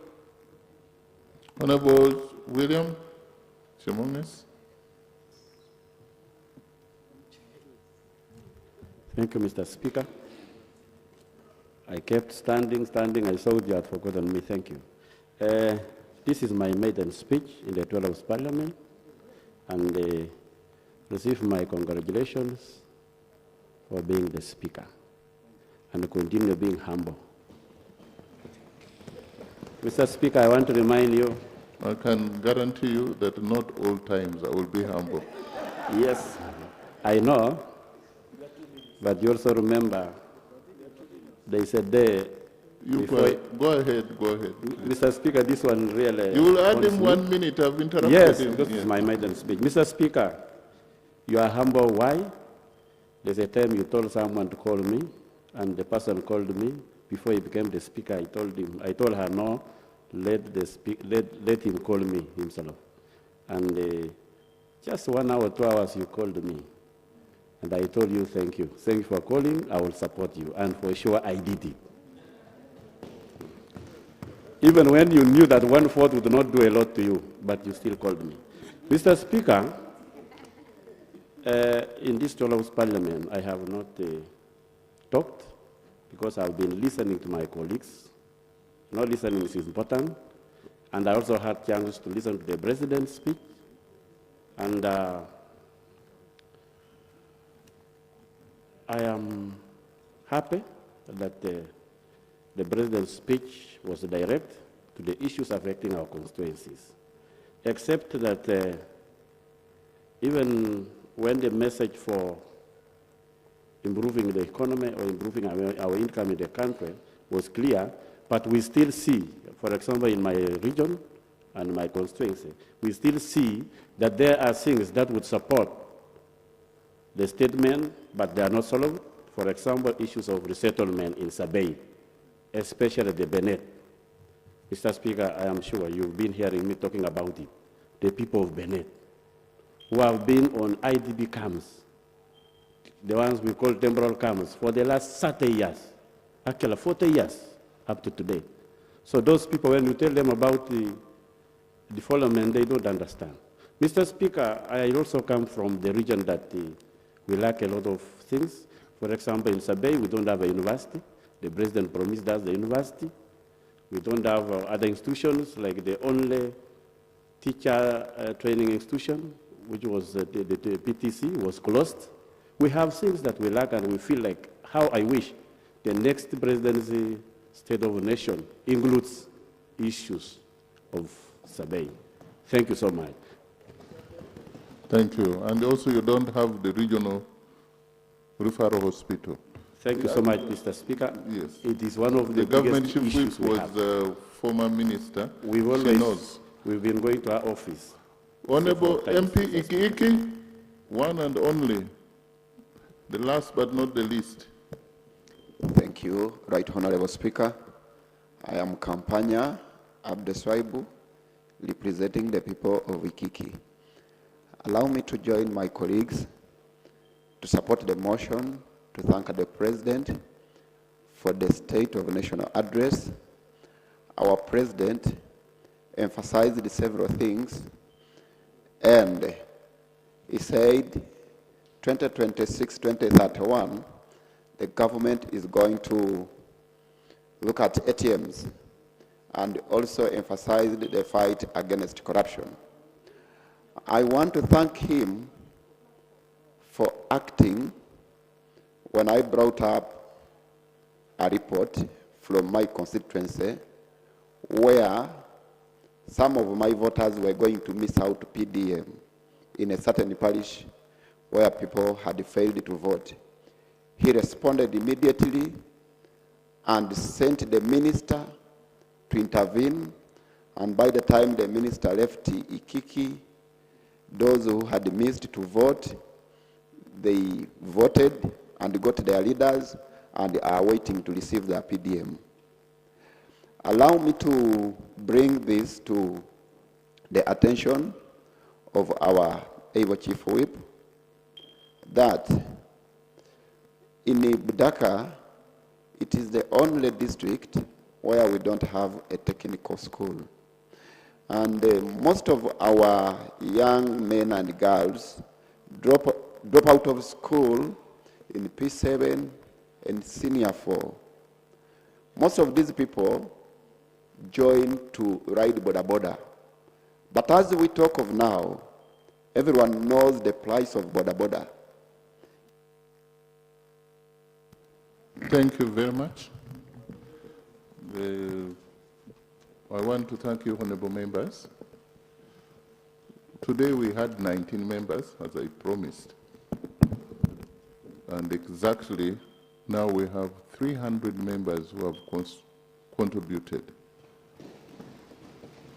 From the beginning of the first parliament to this 12th parliament, this is the first time we've had 300 members contribute on State of the Nation.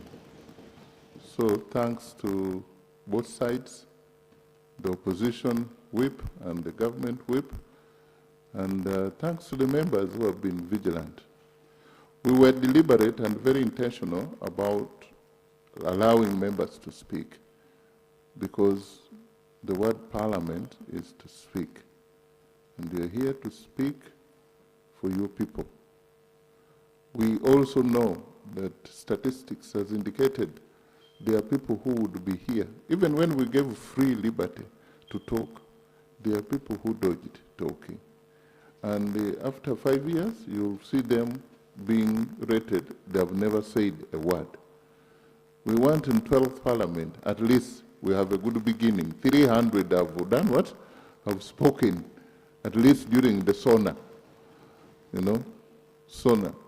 So you have, and some of the members, they need support. We all need support. We all had the first time. I was that side, I think near where the honorable member there is seated, my first time. I know I spoke, I think, for less than 2 minutes. And you all, with Barrier Young there, I don't know, we can play the videos. If you see some of them laughing now, if we play the videos and replay what some of us spoke on the first day, yeah, it's not different. So I want to congratulate you all. And the closing, the leader of government business, you've read, leader of opposition, you've spoke. Now, we want to, the next week, the Prime Minister has given us the schedule when she will be closing this business. Government Chief Whip, you want to say something before we close? Let the opposition Lop say, and then we close. Otherwise. Thank you, Right Honorable Speaker. Right Honorable Speaker, I want to thank you for presiding over this State of Nation address, and also to thank the government side, the Prime Minister, that the efforts were made to ensure that ministers are here to respond to the issues which would arise as a result of the issues, the debate from members. And I would actually implore the side of government that we continue this way, that members attend the House, because Rule 52 of our Rules of Procedure requires the minister to appear and respond to the question. But largely, yes, I know there have been instances where you have been rising up and patching up, but by and large, we appreciate that said. I thank you. Honorable Gwa. Thank you very much, Honorable Speaker. I have about 3 issues to respond to from colleagues. I take cognizance of a question which came from Honorable colleague from Amuria County, stating clearly the sub-counties in this constituency. Without seed schools, like I've always said, we are working closely within the ministry to ensure our planning in line with our pledge of having seed schools is accomplished during the term of this Kisanja. For Kaberemaido District Woman MP, in line with the question of Kaberemaido Technical Institute, I truly confirm, Right Honorable Speaker, that it is true Kaberemaido Technical Institute is fully equipped with equipment, state-of-the-art. According to the information available, is that we are pushing to ensure that we get the wage for purposes of us getting the right technical people or instructors to use this equipment which was procured to support the technical institute. So I want to assure my colleague we will be able to have this done together with you, and soon we'll organize and visit the institute with the commissioner in charge of TVET in the Ministry of Education and Sports. In line with the question of a university in Sebei, Right Honorable Speaker, government is committed in ensuring, according to our plan, that we put up a public university in each and every sub-region. A case in point, West Nile, we have Muni University. Actually, we have Gulu with the other constituent colleges. Lira, that's Lango, we have Lira University. In Soroti, we have, of course, in Teso, we have Teso University. We have Soroti University.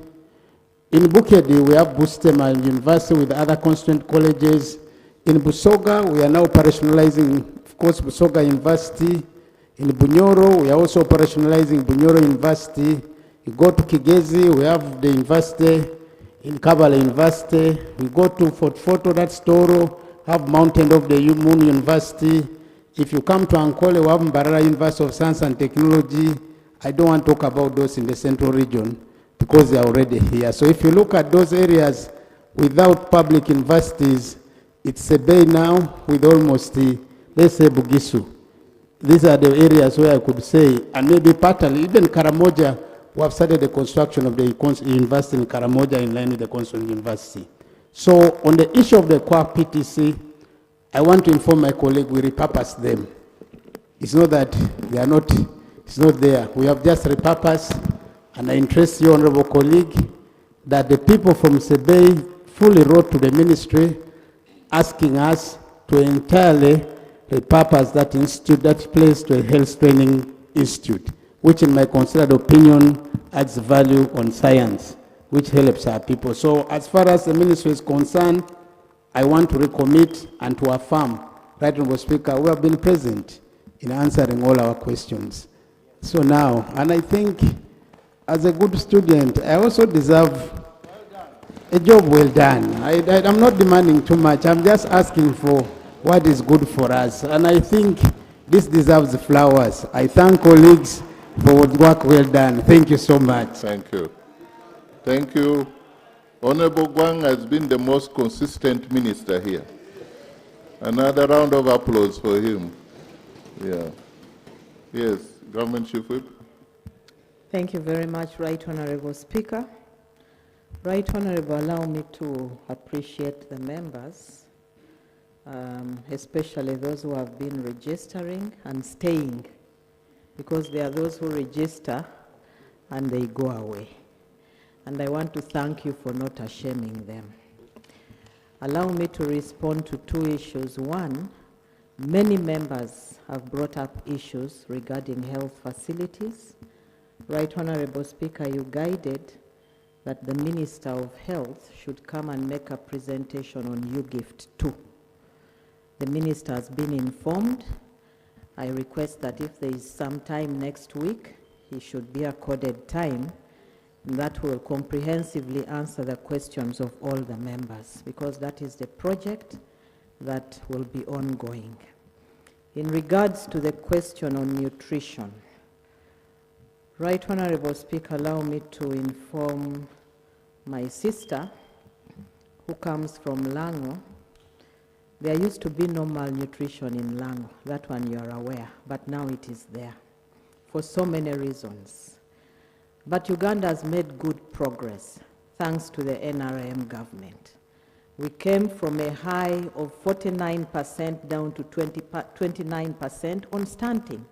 That is very good progress, because addressing stunting is not easy.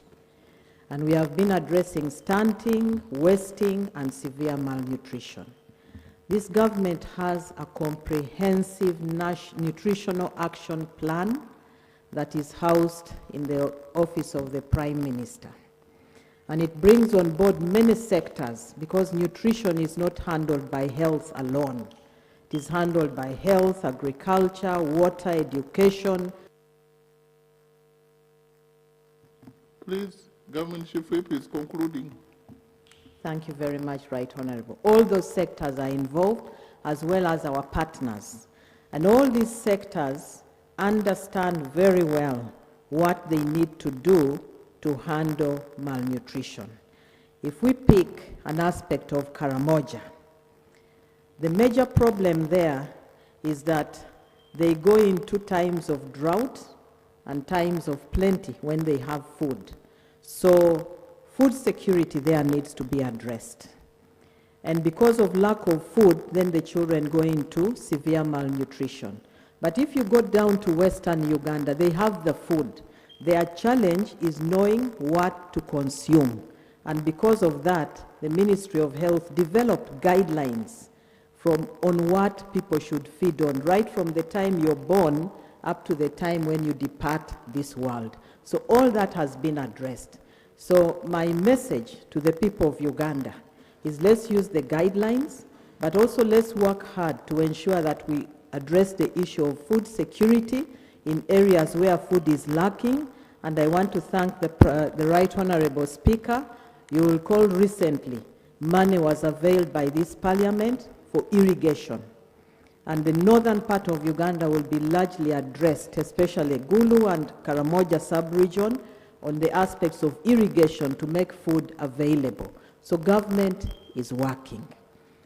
Lastly, Right Honorable Speaker, the numbers of members coming to register to contribute to SONA has greatly dropped, as you have been seeing. I've been picking a few from here. I don't know whether my colleague has any more. So perhaps we'll look at the numbers on Tuesday and let you know if there is any other. I thank you very much. Well, as you rightly said, we've asked the Minister of Health to come and update us on the U-Gift, looking at the projection. Minister of Education, an excellent performance. You'll give us on ULAN. And I think we also agreed on agriculture and water. Tell us something new you are doing as we are concluding this SONA. But today, giving the speeches on this, remarks on SONA has ended today successfully. So the rest will be left. The Prime Minister has given the business, will respond to what Lob said as concluding from government side. We shall not be, don't register any more members. Don't register any more members from both sides. I want to congratulate you, and this House is adjourned. Hey, you call the item. I always move faster than the clerk. Adjournment. Imagine I have to wait for that to say the House is adjourned to Tuesday next week, 2 p.m.